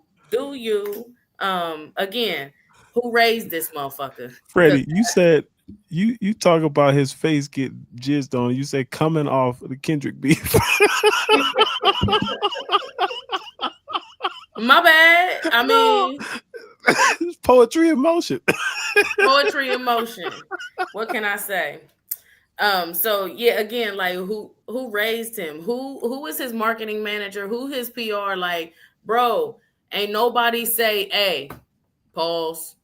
In that whole thing, like y'all just went ahead and let that nigga do it, but wait, whatever. Um, Another thing that came across my feed was it was just a clip of Dame Dash and his brothers, and it was I guess they were having like a family, talking, and in this, Dame Dash was talking real disrespectful to his brothers. I don't know who's younger, who's older. I don't give a fuck. It doesn't matter. They all look like little three light skinned milk duds um, to me, sitting on that little couch. And Dame was just like, he acting like he done made, like he birthed these niggas. He gave them jobs and stuff. And like they ain't worth shit unless they work for him. And I just think that's interesting as a famous person. How would you treat your family members? Like, his brother was like, nah, you gave me a job. I worked for that shit. It's not like you was handing me money, left and right. And I worked real hard. Like they was working like, like they was treating them like slaves almost, paying them very minimal, I guess. And I just think that's interesting. Like, do you think Dame's attitude was justified? And it's like, how does y'all's family reunions go? And did y'all notice too that Dame's teeth be falling out in his clips lately? And I don't think he got no room to be talking to his brother so disrespectfully the way he do. Like I would have slapped his teeth out his mouth a long time ago, but if they falling out, that's cool too. I'll chime in. Yeah, go ahead. Only because I've heard the stories of celebrities and them almost going bankrupt because they are like paying for everybody's shit. And I could understand how taxing and how annoying and aggravating that could be. And let's be honest, when a family member, there's only a few family members that could probably say that, yeah, they probably worked hard, Yeah. But for most part, what's working hard? You got up early, a little bit early, when you got this motherfucker some coffee. You know what I mean? Like, what job did you have? I was gonna say I don't know the extent because I don't follow. Yeah. I don't follow these stupid ass celebrities. I don't care about the backstory. But for me, it's just like the anger behind his brothers. It's like, nigga, somebody sacrificed something. Thank you, Raw. Thank you. God, I needed that because you will never talk to your family members with your little meth teeth hanging like this, nigga. Like you look like the crackheads who raised you. You know what I mean? Anyway. I'm just gonna say that. It irritates me that I ain't gonna lie, I seen the video and in my mind I'm like, this is typical Dame. This nigga just don't give a fuck about he don't give a fuck about nobody. He don't give a nobody. Fuck. But I also agree with Hectic. You do hear a lot of these interviews where these motherfuckers, I mean, at the end of the day, I gave you a job. I ain't give you a job to make you work hard. I gave you a job where you earning a few shillings real quick. But at the same time, nigga, you ain't really doing shit. I really got you doing bullshit so I could have you on the payroll, if you will. But here's the problem. Here's the problem I have with these celebrities doing that. You might as well just give them the money because the shit that you got them doing ain't worth working for or paying them. And they gonna fuck your brand up in the middle and of it. You paying them out of money you earn, not money you made. Well, that's a double-edged sword because on one hand, you give them a job, a bullshit job at that. At the other hand, you don't give them no job and no bread. And either which way, you are still the villain. Pay you enough, or you can. I feel like this. So then, if you give me the job with the structure being like, "Hey, look, you gonna learn this. If this is a real job, if you don't do this shit, you got 90 days and you out, nigga. Like you gotta really be on business shit. Like I'm giving you a job. It pays really nicely, but at the same time, you really got to do this job, my nigga. Like you really got to do this job. And you hear those stories where a motherfucker be like, nah, you about to fuck this whole shit up. You got to go. And now they up here talking about, that dude in the middle ain't his brother. He don't look. Oh yeah, he is. No, that dude in the middle, I don't know if that's his brother. He too cute. But think about it like this, right? Because Luda's homeboy asked Luda for a job, right? And Luda was like, doing what? And he was like, whatever, like, just pay me out. He was like, how about this? I'm gonna send you to culinary arts school. You can cook. I'm gonna send you to Exactly. school, and then I'm gonna open a restaurant, and I'm gonna hire you as a head chef when you finish school. Why they not doing shit like Exactly. that instead of like, That's all what right, I'm boom, talking about. you my driver, and Well, you're not making no revenue off of that car to pay him. But you're to not drive you. learning anything And he not either. learning You a know what I'm skill. saying? And then he your but, driver. He feel like he your bodyguard. So But somebody also- jump out of line. He the one but gonna we've get you had those sued. stories too. We've heard those stories too, where a motherfucker's like, "Hey, So again, go to school." everything's school. conditional and situational, Correct. and it's I'm about subjective to say, to everybody's part of that- individual Part of situation. that could literally be, I know you're not going to work. I know you're not going to be a hard worker. Yeah, I can have you on the payroll. One, that helps me out because it looks like I'm paying folks. Two, I'm paying you, but at the same time, you still got to do the job. You can't feel like just because I'm paying you to do something, you don't have to do the little. and then hold gotta do. on. But then when I hire you, also, I'm not going to act like you my personal slave either. You know what I Yeah. mean? I'm not going to call you at every beck and call, 2 a.m, Are we not whatever. slaves at You work? know what I'm saying? Huh? Are we not slaves at work?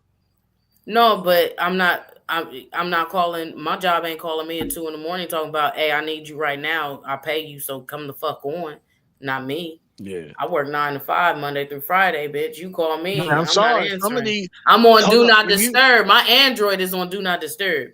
hey, Hey, when you work for a celebrity, those 9 to 5, that shit does not exist. If you're a personal Again, assistant, but that's what I mean. How are you hiring me? We gotta that all has to be communicated when you True. giving the money. So again, True. situational. I gotta move on to the next one real quick. You don't got to. Because You good. Hey, go ahead. it's the but stare I for want to me, get to sir. this. Go ahead. But I want to get to That's this. the true mom stare right there, boy. She was like, nigga. Don't tell me what the fuck Don't I make can me and smack can't you in do. this market. I brought you into this world. I will take your black ass out. Y'all okay. I got just two more. Because this again came across my feed. Young Thug came out on the stage with his chick Mariah the Scientist. I think that's her name. I never heard of her. So I was like, who is this Mariah the Scientist? That's an interesting name. Let me go look it up.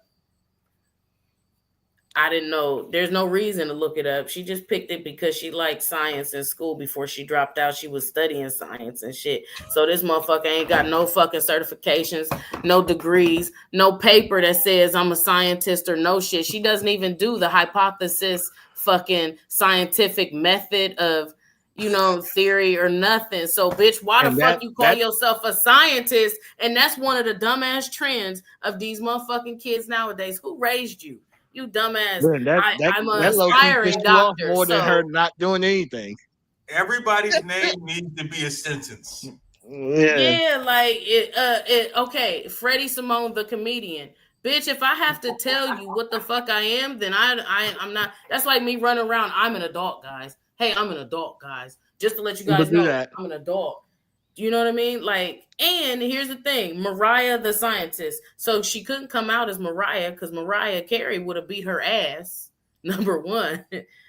So there's that. But also Mariah the Scientist, I thought she was like Dora the Explorer, bitch. I thought she was a kid shit when I saw it, when people was talking about it, like, oh, that's a cute little, like, what's the little Dr. McStuffins or some shit, or Paw Patrol? Oh, that's Mariah the Scientist. I thought she was like doing some kiddie experiments to, watch you see a volcano or some shit. But this bitch is out here with this nigga on stage looking silly, talking about I love science, but I ain't got no degree, no certificate. She ain't even got a motherfucking thing from the Children's COSI up here to say she spent the weekend or a lock-in or nothing, that she did some scientific experiments. Bitch, did you do the science fair in school? Like, what? Yeah. Okay, I'm done with that one. Because that pissed me off when I read it, when I looked it up, and I was like, why is she Mariah the Scientist? Because you at least be like, I studied Einstein and I'm his illegitimate fucking daughter or some shit. But you want her to be Mariah the Dropout?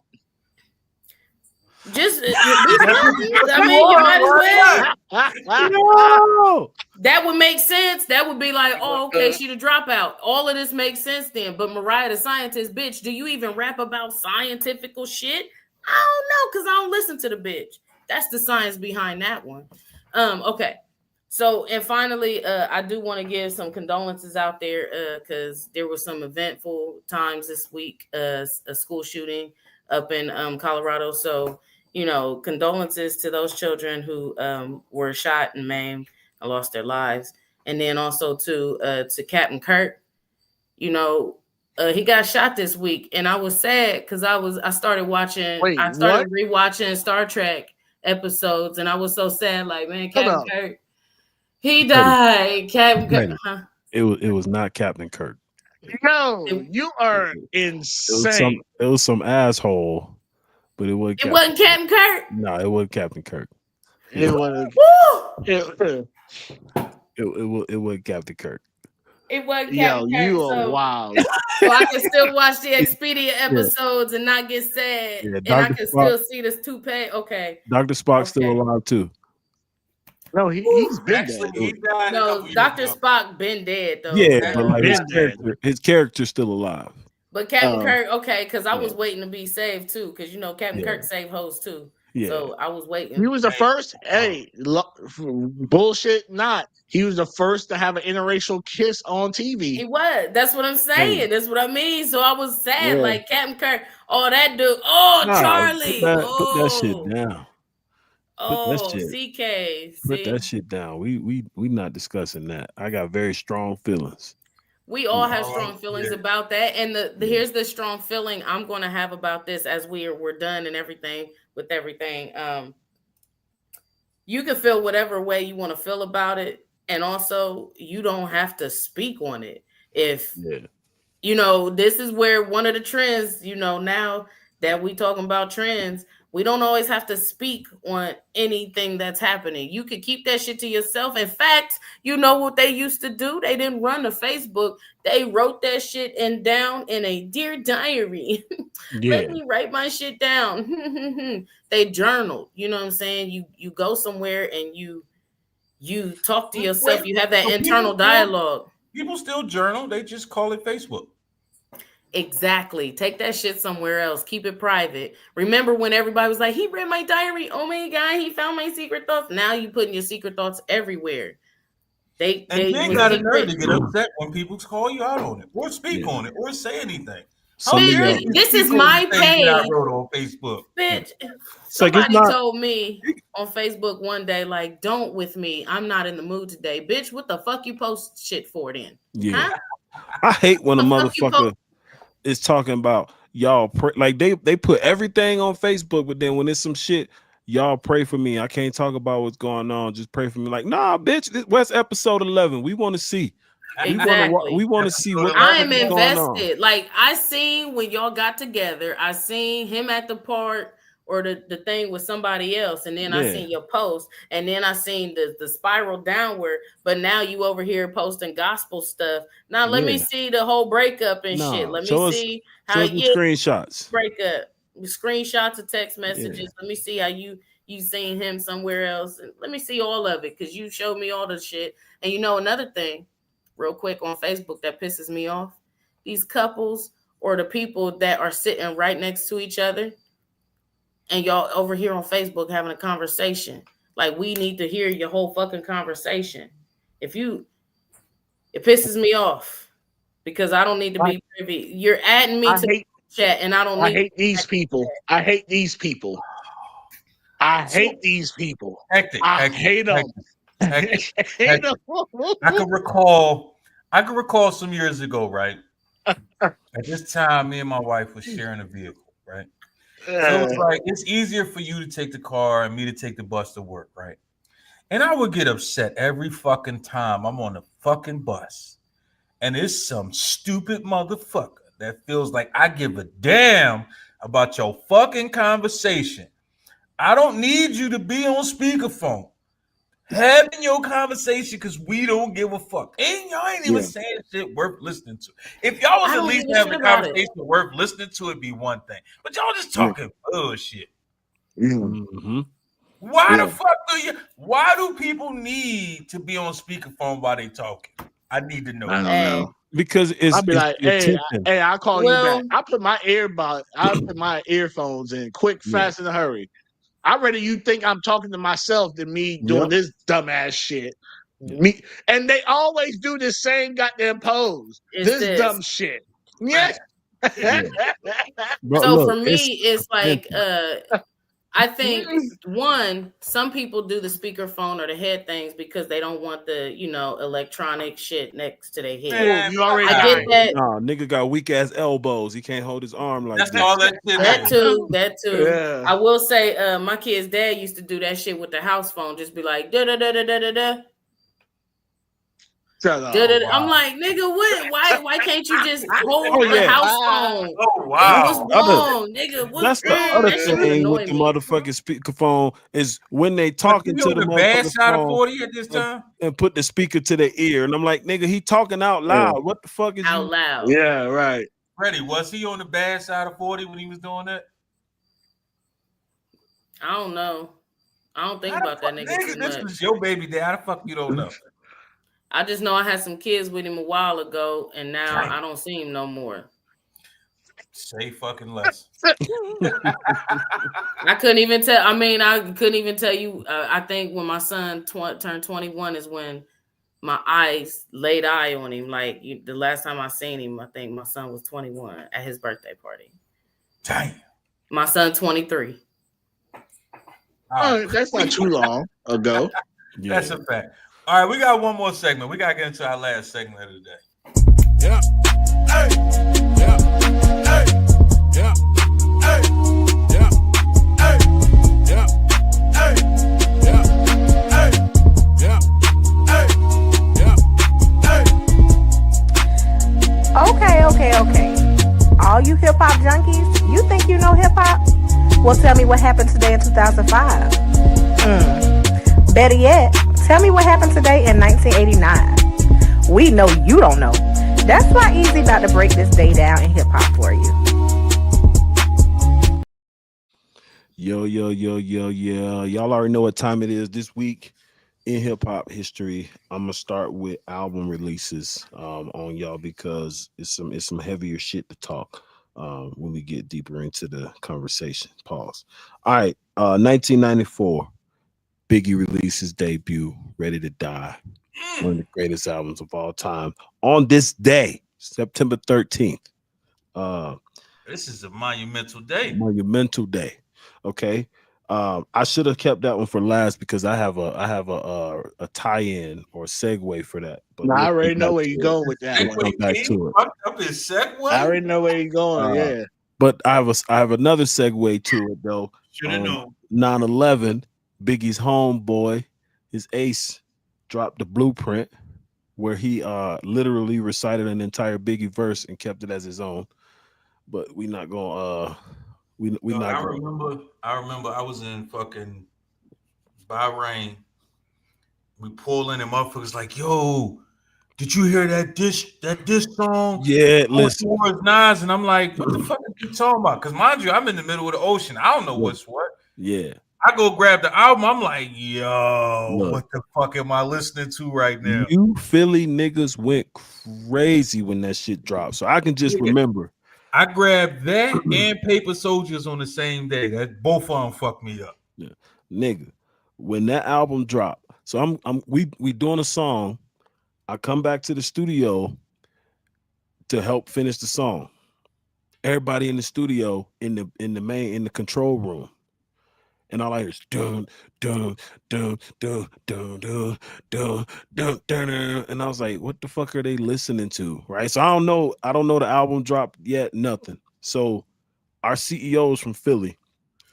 We run through y'all. He kept playing that part back over. He didn't even start rapping yet. He kept stopping the CD or hitting it backwards on the CD to make it start over for that. He was like, you hear how he flipped that KRS-One sample? The ball is dangerous. And I was like, what the fuck is this? So I'm just thinking it's a beat. And then you just hear take over. The wait's over, nigga. And I was like, is God MC. that new J? Over. That shit went crazy. He played Takeover 9 times in a row and made all of us sit there and listen to this shit and analyze the diss against Nas before we even got to the second song on the album. And I was like, you Philly niggas is crazy. But this was also around the same time that you know, we was trying to be Lil Nas, and so I kind of felt some type of way about it.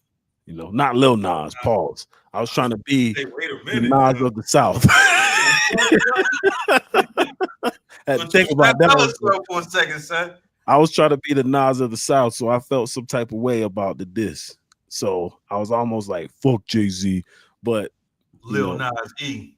nah, we ain't doing none of that. Also 2000, LL Cool J dropped GOAT. So another segue, because the real GOAT dropped GOAT, the greatest of all time. This is what coined the term for rappers. I don't know where LL got it from, but nobody was calling themselves the fucking GOAT until LL did it first. So all you motherfuckers out there, do not try to claim, because we already know where GOAT came from. And then I don't even want to bring this one into the conversation, but I guess I got to, because I didn't even know this album existed until today. But in 1990, Vanilla Ice dropped To the Extreme. I thought the nigga just dropped Ice Ice Baby and that was it. I never knew he had a whole album. He had a whole album.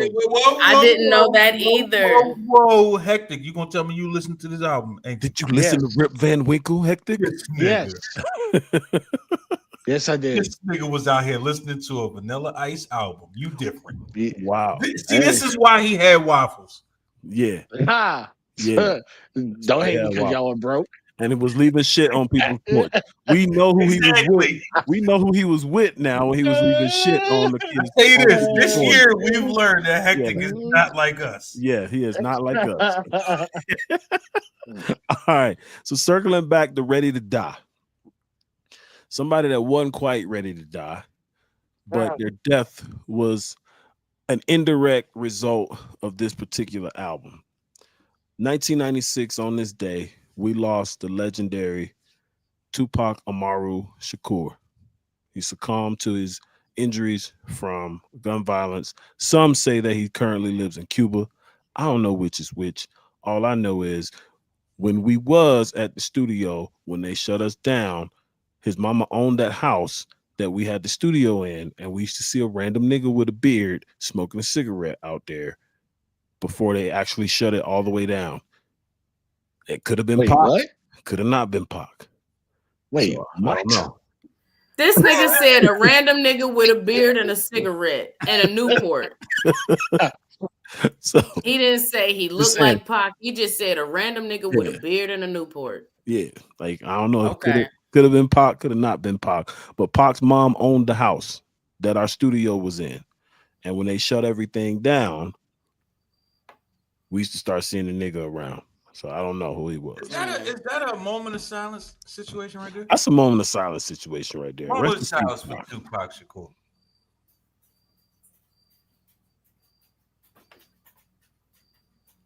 Nigga, I hit him up. Hey, right. So how many moments of silence do you give for niggas? Like 2 moments, 3 moments, or does that run on CP time? Moment is like moment is like 10 seconds. But do moment of silences run on CP time too? They do, because black people turn a moment of silence into altar call. I'm telling you. Turn it into what? An altar call. Come on, talk like niggas, man. Talk like niggas. That's how niggas. Oh, I forgot. You ain't from the South. He ain't a church nigga. He ain't burned as soon as he got out of the where you call people to the altar to testify. And stuff. Got you. Okay. That's the main part of church that I don't pay attention to. Yeah, that's when I snuck out the back. I was an usher, so I would do it.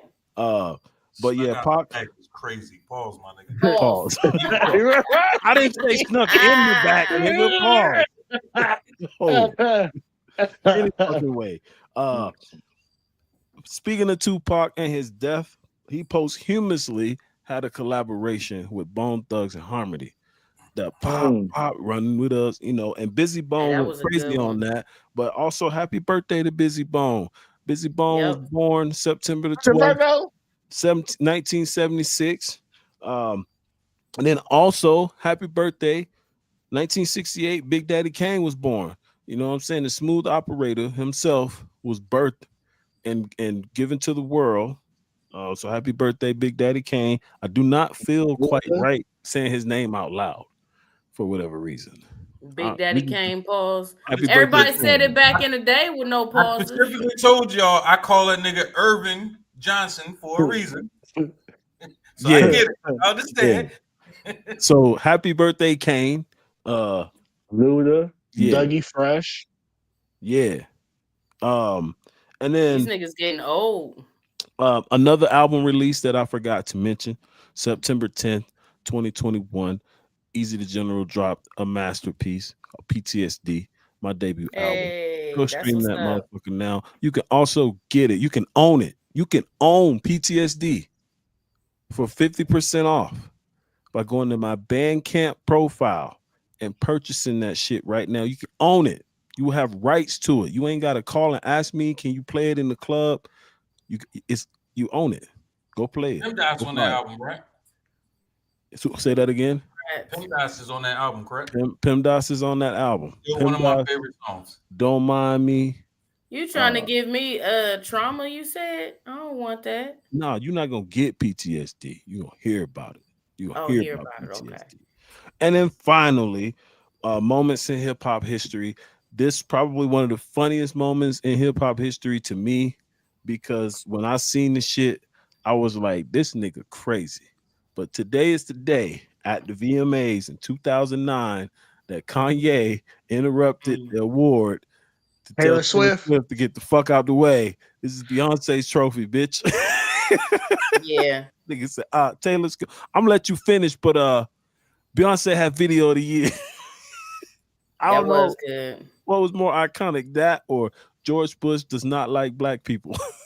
I think that Taylor Swift. This nigga Kanye is crazy. This is when we knew. Millions saw it instantly. Instantly. That's when we used to watch music awards. Yeah, I don't even watch that shit no more. Yeah, I don't. Put the VMAs on. They even put the VMAs on CBS this year too. Yeah, they have to on regular TV. Because ain't nobody watch TV. I was gonna say, don't nobody watch cable no more either. Everybody streaming stuff. Yeah, YouTube and Netflix and shit. So yeah, but that's this week in hip hop, ladies and gentlemen. I wanted to ask, while we are on the topic of albums in the history of this week, Ready to Die and The Blueprint are often debated as two of the greatest rap albums of all time. Sometimes pit against each other, which I don't understand because they are completely opposite bodies of work. But between the two, which would y'all say is your personal favorite? Ready to Die. Facts. Yeah. Ready to Die. You say The Blueprint, right? Is that what you said? I don't listen to Jay-Z. He's Ready to Die. I've never listened to Blueprint. Like, I didn't want to. Me, I would use a different album to compare to Ready to Die, but Blueprint wasn't on the same level as Ready to Die. The only album I would Biggie, that shit went hard for me. No, that's not on Ready to Die. That's like it's not on. Oh, that's Life After Death. My bad. Yeah. The only album still a fire song. I like you bringing it up since he brought up, Pac and Bone. Did y'all know that Bone Thugs are the only artists, rather groups we ever want to use, that has a song with Biggie, Jay-Z, and Eazy-E? And Pac. And Pac. I'm sorry, my bad. I meant Pac, Biggie, Jay-Z. They're the only ones that have songs with all three of them. The only ones that have ever been on a song with all three. Yeah. That's crazy. Mm-hmm. Because they're speaking of trends, that shit was Biggie, a trend. I'm sorry, Biggie, Pac, and Eazy. I don't know why the fuck Jay-Z. I keep saying it because you just said it. But they're the only ones that with them three: Biggie, Eazy-E, and Tupac. Yeah. Yep. We knew what you was trying to say. We just let you look like a fool. You on the better side of 40. Fuck all y'all. How about that? Hey, you on the better side of 40. We didn't want to embarrass you. I still don't Yeah. know what the fucking better side of poetry is, so it is what the fuck it is. You living it, Raw. Don't worry about it. You living it. Don't worry. I guess the fuck so. I guess the fuck so. Yo, that's fucking crazy. I would also go with Ready to Die. What is the most pointless social media challenge that you've either tried or you like ain't no fucking way I'm doing that dumbass shit? I'm gonna keep it a bean. Cause I know you tried some shit. I feel like you did. I ain't ever in my entire good not side. Not a dance, not a song, not a nothing. Nothing. None of it. I'm gonna tell you why. Like I explained earlier, I don't give a fuck about trends and virality and shit, like following what other people doing. If I'm gonna go viral, I want it to be off some shit that I heard it too. I heard it too, Freddie. Let him go. Let him live. Let him live. This is why this nigga got 14 PhDs. It is what the fuck it is. I don't even know what the fuck y'all talking about. Let him live. Anyway, we heard him. Don't worry about it. So, any fucking way, I've never done any of the trends ever. But I could say, to be my personal opinion, is they all pointless, because I mean they for entertainment purposes, right? They give people something to enjoy, but they all pointless. They're not doing nothing. Even the ice bucket challenge, which was supposed to have a purpose, people was just doing it and not donating to the foundation. It's like you just jump in your ass. The funniest was 50 Cent. No, the fuck it ain't. The funniest is was the chick where they threw the water in her face and her wig fell off and all that shit, and she almost drowned. That shit was fucking hilarious. That bitch almost drowned when they threw that shit in her face. I ain't see either one of those. But like these trending topics and shit, or trending things that people are doing for social media, like they all pointless. They're not adding any substance to the world. It's just for entertainment purposes. It's idiocies. That's all. If you watch the movie Idiocracies, we are slowly spiraling into that bullshit. That's all it is. For real. After I see one or two of them trending videos, I try to block that topic and hashtag altogether. Hey, I'm not gonna lie. There's a trend right now, and it's AI cats and their dramatic like lives or something. It's like, and I'll maybe share one with y'all in the group or something, but like the cat is pregnant. There's a female cat, she's pregnant, and it's like there's a song. It's like what is it? It's a meowed song though, like Chandelier.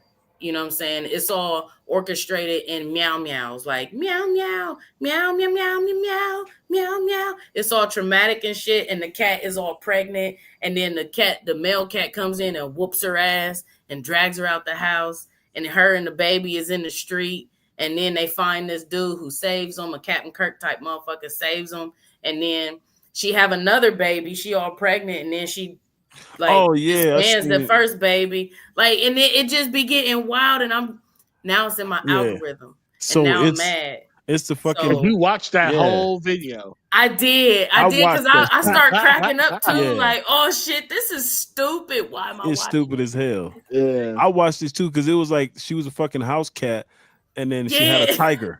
And then the other house cat got mad and beat the shit out of her because she fucked the tiger.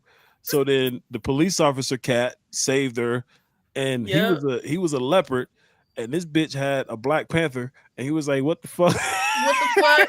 And that's what I'm saying. There's nobody talking. It just be like, bring, like Sims, you know what I'm saying, like bring, and then he kick her out in the street, and she be out in the street like, oh. Then at the end, the tiger, funny. The house cat, and the fucking leopard are all sitting at the bar having a drink together, talking and shit about that bitch in the street with her babies and shit. Like, it's wild. Moral of the story is, leave that wild pussy alone. Yeah.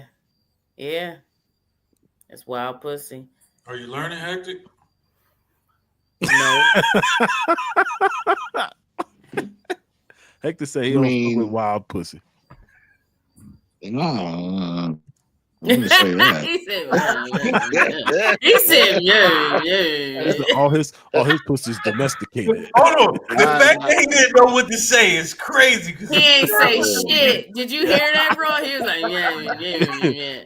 Meow, meow, meow. Stupid. Bro over here playing. He got too much time on his hands with the shit, like the porn person. He ain't even describe him as the porn star or the porn guy. He said porn person. Like, the fuck? That's what he want to be known as or not known as. I don't. Y'all try to force that onto me. And you asked your question. Time out, rep. I ain't never forced shit on you. Don't even say that shit out. You are a forcer. Oh shit. Pause, nigga. Don't you ever say that shit out loud again. You better start asking for consent, Raw. Hey, right. Raw don't ask for consent. He just does it. Hey, yo, pause, my nigga. Hey, he said when he texts you and you don't be texting back, he feels some type of way. Or when he call and you send him to do not disturb me time. Oh, shit. So, Raw, your question was like the trends and stuff that was pointless or stupid, right? Yes. Hey, swear to God, we forgot all about this trend.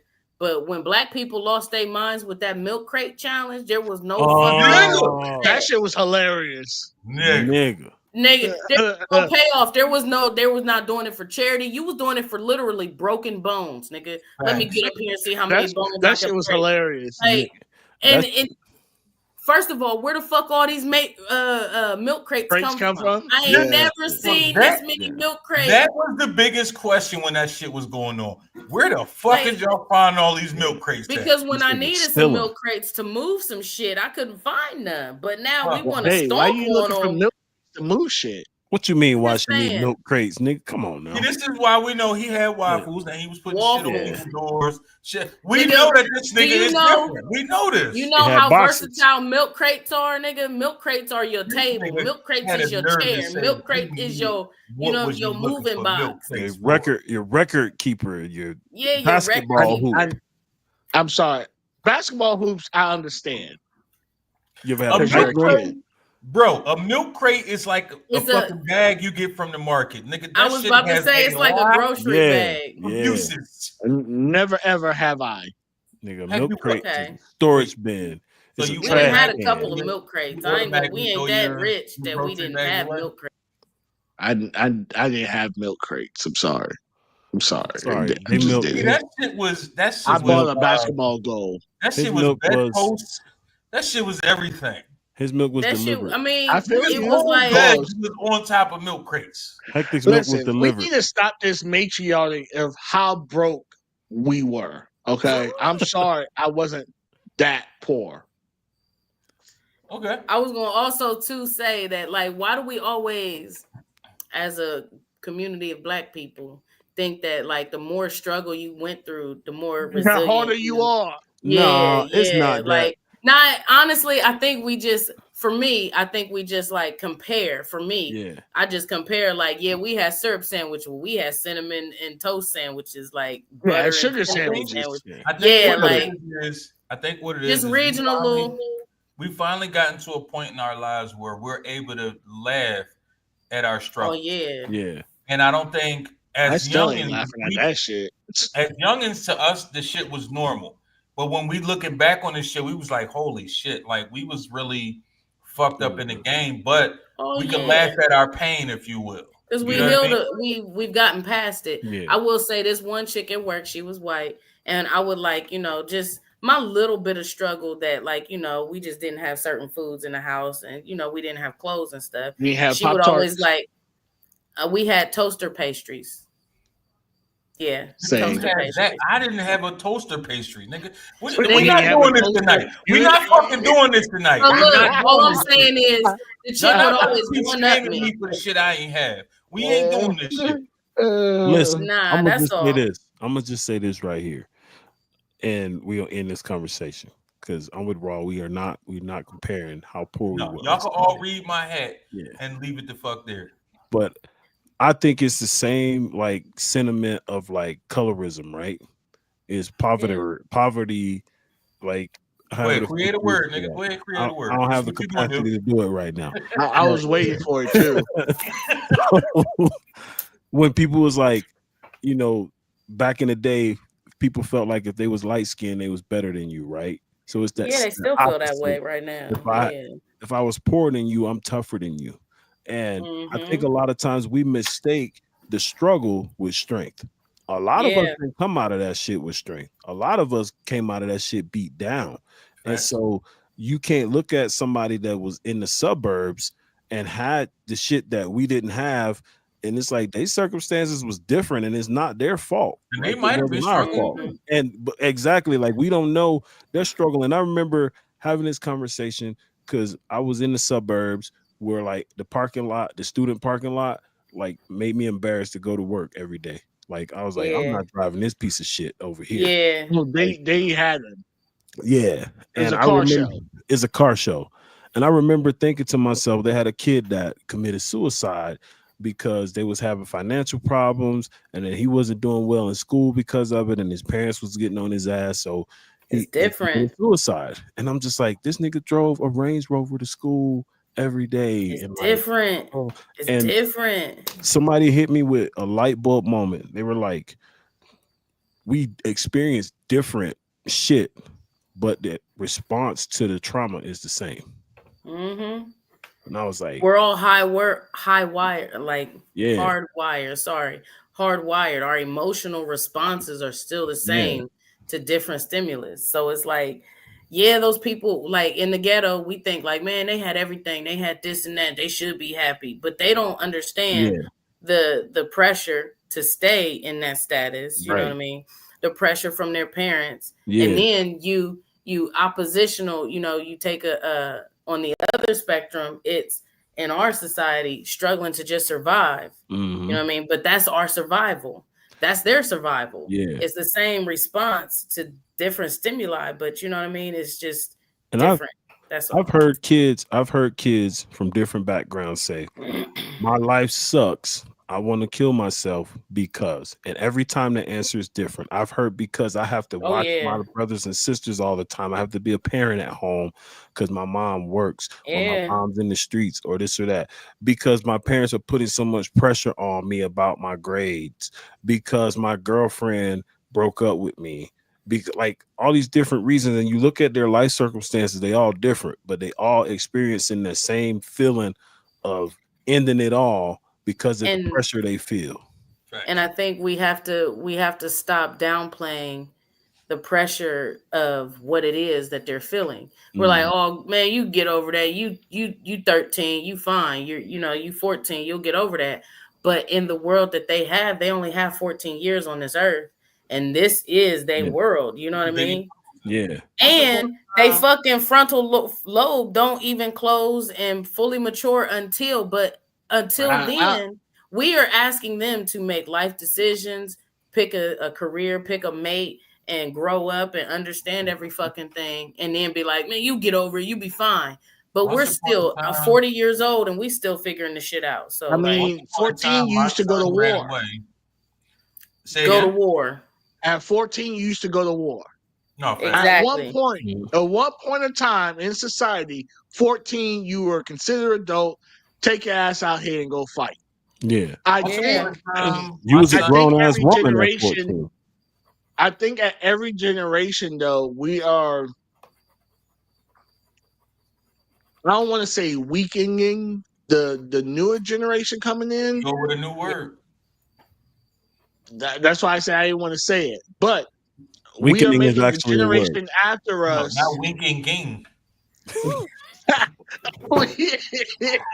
we are making but weakening king.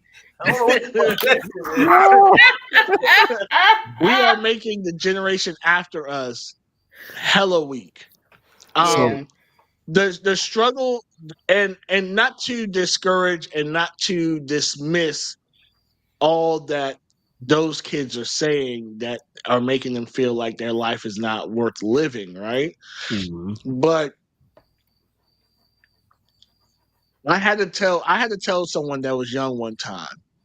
I was like, do you have clothes that you can go put on whenever you want? Whatever you want to wear. Do you have food that you could just go in the fridge and pick out whatever food you want to eat? You have that option, right? They're like, yeah. I was like, whatever shoes you want to put on right now, you just go put on some shoes. They're like, yeah. And then I had to break it down. I was like, there's a lot of kids that have to go through the dumpster to find their meal. Mm-hmm.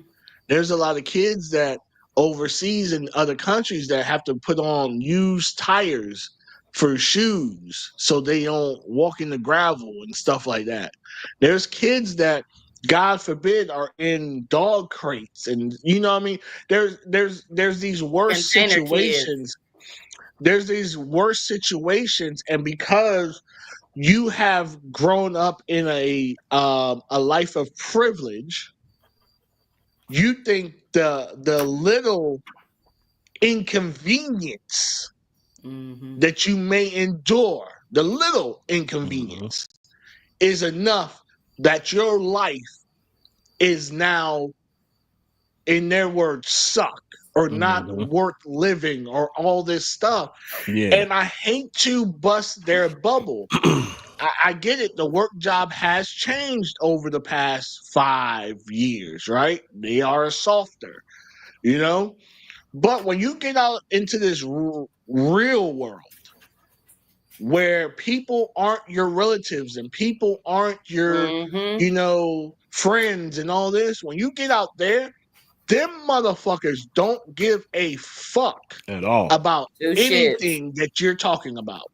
And so They don't care. along that line too, because you talked about making the generation weaker. Like I was reading something that talked about every generation has gone through this. Like every few generations you cycle through, and this is the easier or the more convenient life is for people, the less resilient and like their economies have crashed, countries have crashed, and then when you see when they're down to nothing, they got to find that strength to build that back up because they got to survive or they will go extinct. We say you'll see that cycle in history when you look at every time there was a depression, a financial depression or whatever. Like the boomers feel like they the strongest generation because they came up out of the Great Depression, right? We feel like we strong because we came up out of the crack era, right? These kids today, they came out of Trump. Yeah. Damn. Yeah.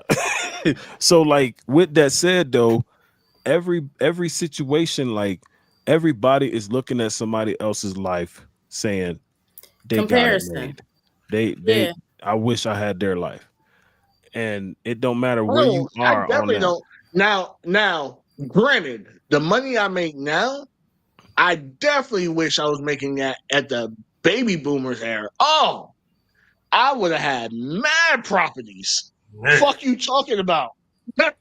Mad properties. Because they always talk about, oh, when I was your age, I was able to buy a home and da da da. Yeah, motherfucker, the home was $90,000, if that. When was your on the car high payment, end. your house payment was $180, yeah. Look, right. Yeah. They had Sears Roebuck used to have houses that you could order from a catalog where they would ship that shit to and you build it, and build it, and you living in it. Them houses was like $15,000. You can still do that though. You can still buy a fabricated small house. homes. So once they call them fabricated. Once upon a time, my son ran away, right? And he ran away because we took his phone away from him. And it took for after that for him to realize how good he actually had it, and him losing his phone for him doing some dumb shit actually wasn't that bad. Mm-hmm. But that goes to show the difference between the generations, because our generation, if you said we couldn't use the phone, we just was like, oh, all right. We would go to your room. In order for my mom to punish me, she had to take everything from me. Because even if you said you got to stay in the house, my imagination was so fucking amazing. Crazy. But that's the difference, though. They don't have an imagination because from birth they got a screen in front of their face showing them what entertainment is. Yeah. So I get it. My son ran away too. I kicked him out when he was like 19. And I was like, you know, Wait, you wait, can help right this. away. That's wait. That's No, wait, That's No, not not running run away. away. Not. So that's why I said I kicked him out. That's why I rephrased it, because he wasn't trying to do shit, and I kicked him out, and I was like, he was gone for a couple of days and stuff. Then he called and was like, "Can I come home?" And I was like, "What you been doing in the rough streets of New Albany? It's a nice ritzy suburb." So I'm like, "What you doing? Holding up the liquor store or something?" And he he was like, "Nah, he went to breakfast at Bob Evans with an NBA star and shit. He went to somebody's house." Yeah, and I'm like, nigga, the fuck? I wanna. Yeah, bring your ass home. Fuck Get your your little ass kick back out. here. That was So we ain't got waffles here. Bring your ass to this waffle apartment. Go bringing out a Go heck home out. and be Look, depressed. I So want to kick myself when out. Like, let me kick look, he myself got kicked out and went to when heaven. y'all kids ran away, did they have the like little bandana bag on the stick across their ran away shoulder, from or from was that just I'm me gonna be when I honest. ran away? I don't know what he had, but I do know when apparently he did what he did, the nigga made it around the corner and then realized, oh shit, where the fuck am I going? You ain't got no phone, bruh. Look, Who you calling, bruh? Where you Nigga. getting your directions from, bruh? What you doing? Where your money at, huh? I ran away one time. Well, I ran away twice actually. Nigga, don't tell me you had the bandana with Nigga, three okay, so wrapped listen, around the stick. listen. I was Nigga, sick. you country and shit, nigga. Listen. He country, I was so sick. you know he did. I was 6. I was 6 the first time I ran away, and all I knew about running away was what I seen in cartoons. So I went outside, I got me a stick, and I got a bandana, and I put my toys in that motherfucker, Yo. and I walked to my auntie house. He said, and I walked to my auntie's house. Swear, when I was, I ran away once, and you don't go far. You just go to the next place the best. You know what I'm saying? Neighbor. That's it. You just And then I ran away when I was 16. I ran away next door because my best friend lived next door, and I was like, nigga, you stepped away. You did not run away. Nigga, you stepped away. This nigga went next door. Your runaway goals are minuscule. Yeah. For real. Yeah, like, bruh. I just jog away. I don't really run. I was just trying to prove a point. I was trying to prove a point. Oh. Like, see how you motherfuckers get along Them without niggas me. didn't care. They still kept smoking crack. Them motherfuckers didn't care. Let's see how you motherfuckers get along without me. And my mom, I ain't gotta feed your ass. They kept smoking crack. They didn't care. That's crazy. They was like, hey, where that nigga at? I don't know. It's fucking true. It's like, oh, he ran away? Well, good. I ain't gotta feed his black ass. Yeah, I ain't gotta watch you. All right, listen, I'm we glad want to you're get able the to fuck laugh. out of here, but that's one thing I want to say, right? And I need to know who raised y'all, because my wife is African and she don't do this shit, right? I need all y'all motherfuckers to stop coming to work and putting your fish in the motherfucking microwave, right? I need y'all to stop that shit. I need y'all to cut that shit the fuck out. Nobody wants to smell that shit. Microwaves and fish don't fucking belong together. All I eat at work. It's Let fish. me tell you, if you gonna have, if you doing that shit, I fucking hate you, buddy. If you gonna have every any single type day. of, if you gonna have any Perch type and of salmon fish, and tuna. In fact, I make a nice 3-fish casserole with all of that in there. First of all, we super know white because you said use casserole. the word casserole, we know you from the birds. Yeah. Nobody that didn't grow up in the birds uses the word casserole. I remember a coworker of mine. We was doing a potluck, and she was like, "Oh yeah, I'm gonna bring some." No, she said, "I'm gonna bring some macaroni and cheese casserole." She said, "I'm gonna bring macaroni and cheese casserole." And I don't want that. I don't want that, bro. Listen. Everybody stopped and said, "What the fuck is that? What is that? What the fuck is a macaroni?" She put peppers and onions and shit in it. No, she said it's like macaroni and cheese, but you put it in the crock pot. And everybody was like, "Nah, don't bring that shit. You keep that shit home." Wait, you put it in the crock pot. And I had a whole debate. Noodles? I had a whole debate with this white girl about the difference between mac and cheese and macaroni and cheese casserole. I had a whole debate because she thought I did too. She thought that macaroni and cheese casserole was the same, and then she had the nerve to say, I make the best macaroni and cheese casserole, and I was just like, Wait, who's making macaroni and cheese? white people. White people. So here's the thing. With white people, you could do a stovetop macaroni and cheese. Not the box, but you just make everything on the stove. Just say macaroni and cheese. Yeah. Macaroni and cheese. But see, there's a difference. But then you could do the whole roux, like black people macaroni and cheese, and you put it in the oven. Some reason they still call that a casserole. Now mac and cheese, if you say a cheesy casserole, that's mac and cheese with some chicken or some pepper or some onions, some shit like that. That was the shit she was making.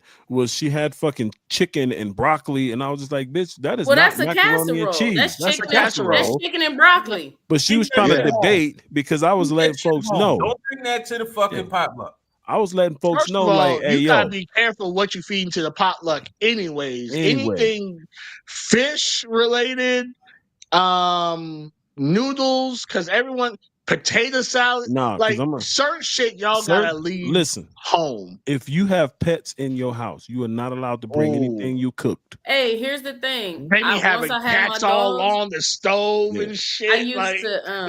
I used to take cookies and stuff like that to work or wherever, bake cookies but once I got my dogs, I was like, nah, because ain't nobody trying to be like, I found this one piece of hair. Because as much as I keep my dogs out the kitchen, you ain't about to be like, that bitch got dog hair in her shit. You ain't doing that to me. Yep. If you got pets in your house, you're not allowed to cook nothing and bring it nowhere. I don't give two fucks. What is the guarantee you can't bring to the potluck, point blank, period? Like nobody? Yes. Because somebody could make really great potato salad. But you have to taste that potato salad prior to the potluck. Yes, but like if Auntie Sue know that her potato salad is fire, and we all know Auntie Sue's potato salad is fire, Auntie can bring her potato salad. Try it. Right, but some like potato salad is kind of trial and error. You get one fuck up. All right, how about this? One fuck up. Is there a specific dish that you have to be a certain ethnicity to bring? Yeah, like if you white, you can't bring. If you black, you can't bring. Like anything that does not contain white, lettuce. You cannot bring collard greens. Yeah. You cannot bring greens at all. Anything that does not contain mustard greens, collard. Yeah, if it don't contain lettuce, white people leave it alone. We got it from here. Or spinach. You know what's crazy? A lot of white people don't eat the lettuce up here. A lot of these mid folks is meat, cheese, and bread.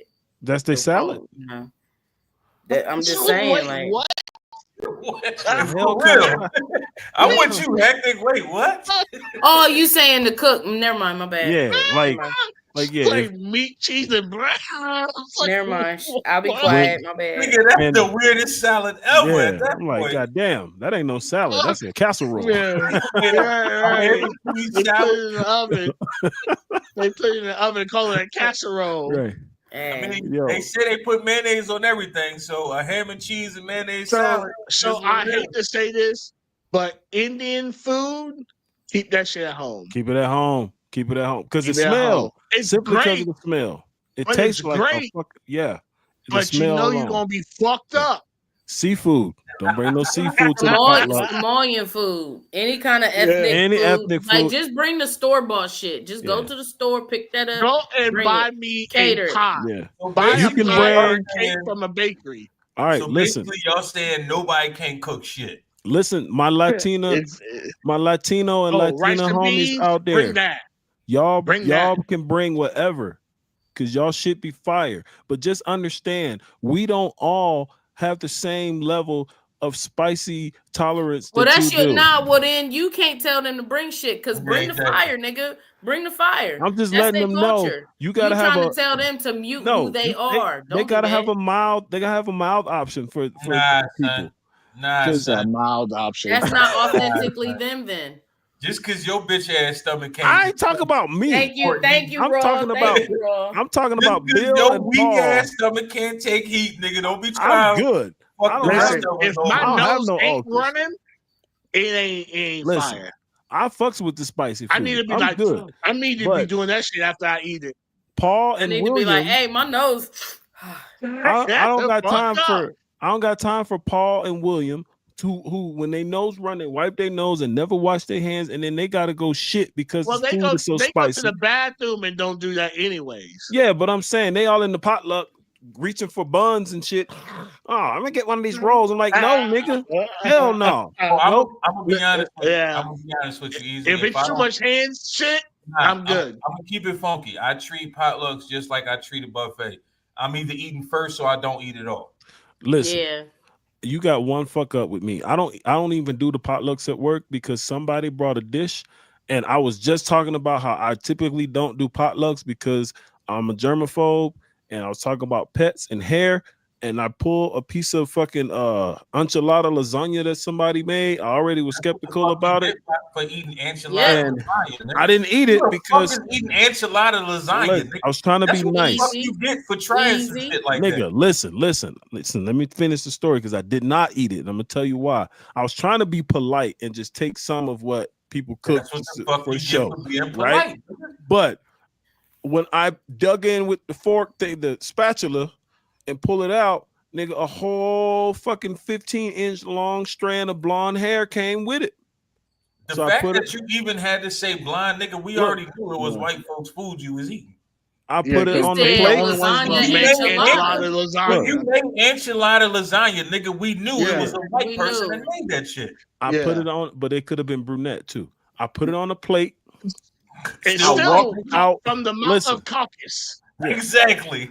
I had a plate full of food, and this was the last thing that I had taken. I had a plate full of food, and I walked out of the lounge, and I went to my Threw that office, shit in the and I threw it trash. in the trash can. And then I never ate at another potluck at work since, unless somebody brought some shit that was unopened that came from the store, and then I would eat I that. don't blame you. I don't blame you. Roger the fuck that. Yeah, All right, we I'm get the fuck particular. up out of here. Because Easy But with we're his really talking about nothing at this point. white people potluck as meals and shit. Man, you know I'm Yeah. in Colorado, okay? Exactly. Nigga, you ain't have to say a fucking thing. We knew you was at a white potluck, nigga. Yeah, it was a mixed potluck, but it was mostly white That food. shit wasn't mixed. He said mixed. I Ain't ain't- shit listen. mixed Goddamn in lie. Colorado. I didn't bring- When you say mixed, that's like saying cheese with a sprinkle of pepper on it, nigga. We knew No, what you nigga, it was whites, it was Mexicans, it was like 3 black people there. no, I was the only one. Look, even worse. It was work. It was work. What the fuck? I'm just saying it was work. Well, I was 1.5 because the other girl is like half black. Wow. But I didn't bring nothing. Mainly because I He's didn't feel still like cooking. explaining this shit. We know. So it was any fucking way. This is your exit. Yeah. All right. Well, everybody, Racky's I'm- still gotta explain himself. It's crazy. fuck all that. I'm Easy the General, the rapper. We about to get up out this hole. As you can see, aside from the rapper part, just follow me on Instagram right there. At easy_the_general, and then you can find all the rest of the shit from there. I got links and all of that. Musically, just getting ready to wrap up this project and get that shit out. I know I'm late. I missed my due date. My label's been tripping though, so had to go through some shit with them. Damn, you're pregnant? No, my label has been tripping. What the fuck did you think I said? Wow. The due date. No, nigga, my album due date, nigga. My album. Okay. My album. Okay. Okay. I'm getting about as busy as Freddie has been. Stupid. Y'all stupid as fuck. I'm getting about as busy as Freddie has been with shows. I got quite a few shows coming up. And so that shit's been real. So come fuck with me. I got next Saturday. I'm on the bill for a show opening up for some motherfucker I don't even know. So I just got asked. Dang. I just got asked to do it, and I was like, sure. How much you paying? And then Right. on October 9th, I have a show at your mom's house. I just had a show at your mom's house this past Friday, or not this past Friday, the Friday before. I tore that shit down. Going back there on October the 9th to open up for this group out of Denver. Something That's what's up. Functified Clicks, some shit. But and then I got a couple headlining opportunities coming up. One in particular, my birthday show at Records on Hey, Main in Littleton. I'll be the solo headliner there for that. So, come fuck with me, pull up on me. that's what's up. Yeah. So it's getting real. Getting real. Congratulations. That's what's up. Appreciate it. Yep.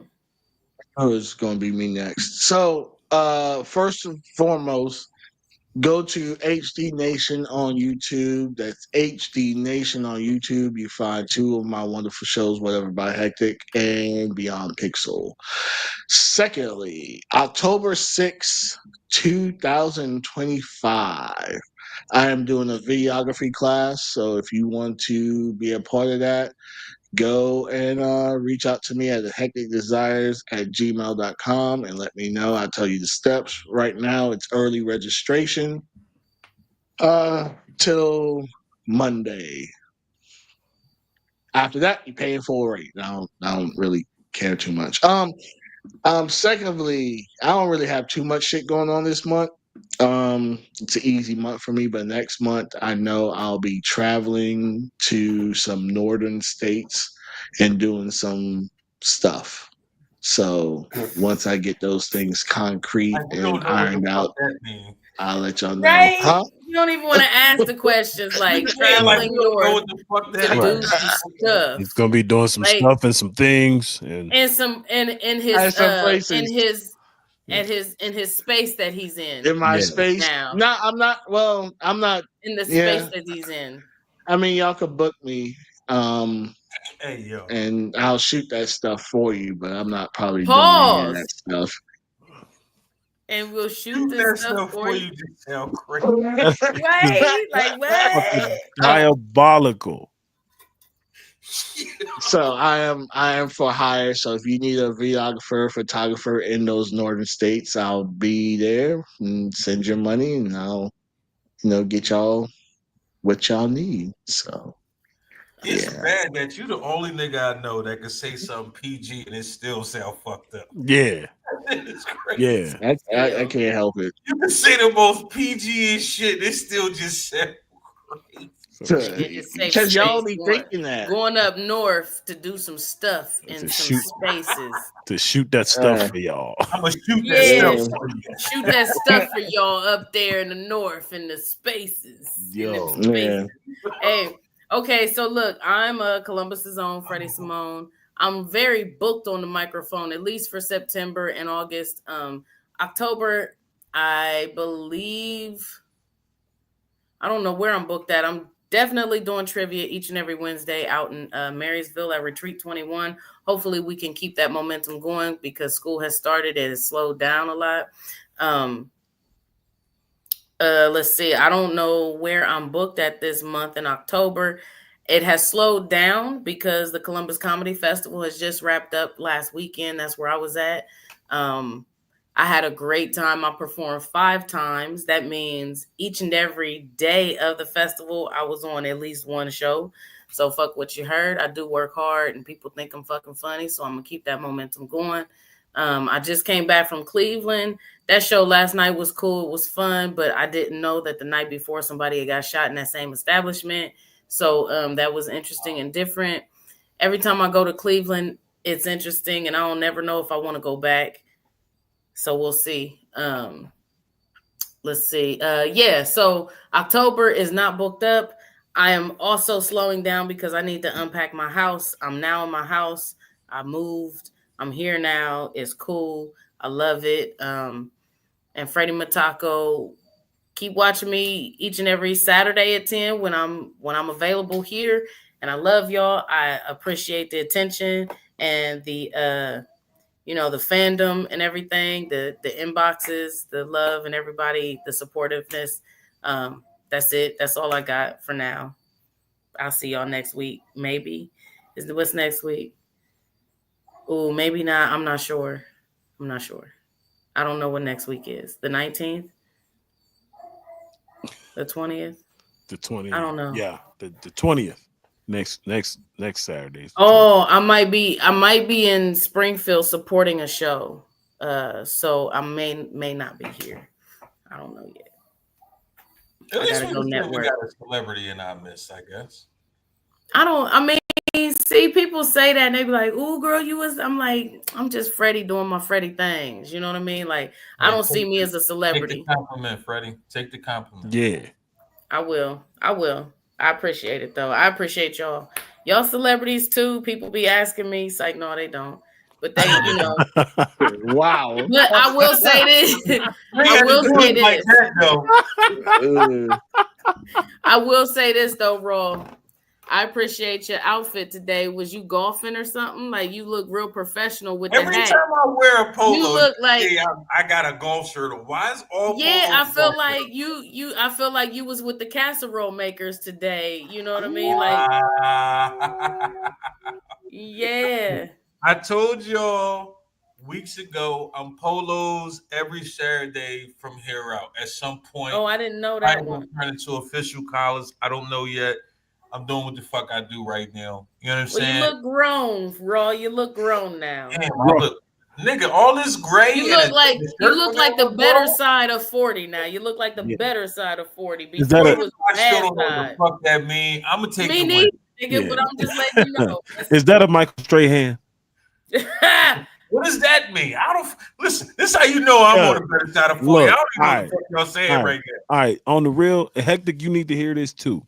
Quality clothes for niggas that's not skinny, that feel good, make us look good. Michael Strahan got some fucking gear.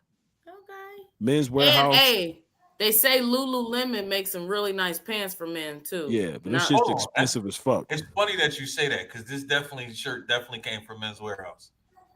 Yeah, that's why I asked if it was Michael Strahan. I don't know if this is Michael Strahan or not. I walked in there, I seen the shirt. I said, "Damn, I like that joint. Let me get that." Yeah. So I'm not a name person. I'm not a brand person. I'm one of those people. I buy shit just because I like the way it looks. All right, y'all turn into my anime time. Yo, this nigga. All right, bye, Hectic. Go watch your hentai. We here each and every Saturday doing what we do. Talking our shit, acting a monkey, laugh, joke, reminisce. We do all types of shit. You know what I'm saying? So make sure you like, comment, subscribe, and tell a friend that we're going to be at it again. But we out this bitch. Don't forget to email us with some questions, too. Yeah. And shout out my boy, Brody McBean. I see you out there. You know what? I never thought about that, man. Email us a question or two. 2020 all on the table at gmail.com. If it's a question that y'all want to hear us answer, if it's a topic y'all want to hear us talk about, 2020 at gmail.com. Hit us up, send us a question, or DM one of us. You know what I'm saying? You said 2020 at Gmail. 2020 all on the table at gmail.com. Oh, okay. And shout out to Captain Kirk. I'm so happy you still alive, bro. I love it. On that note, we out.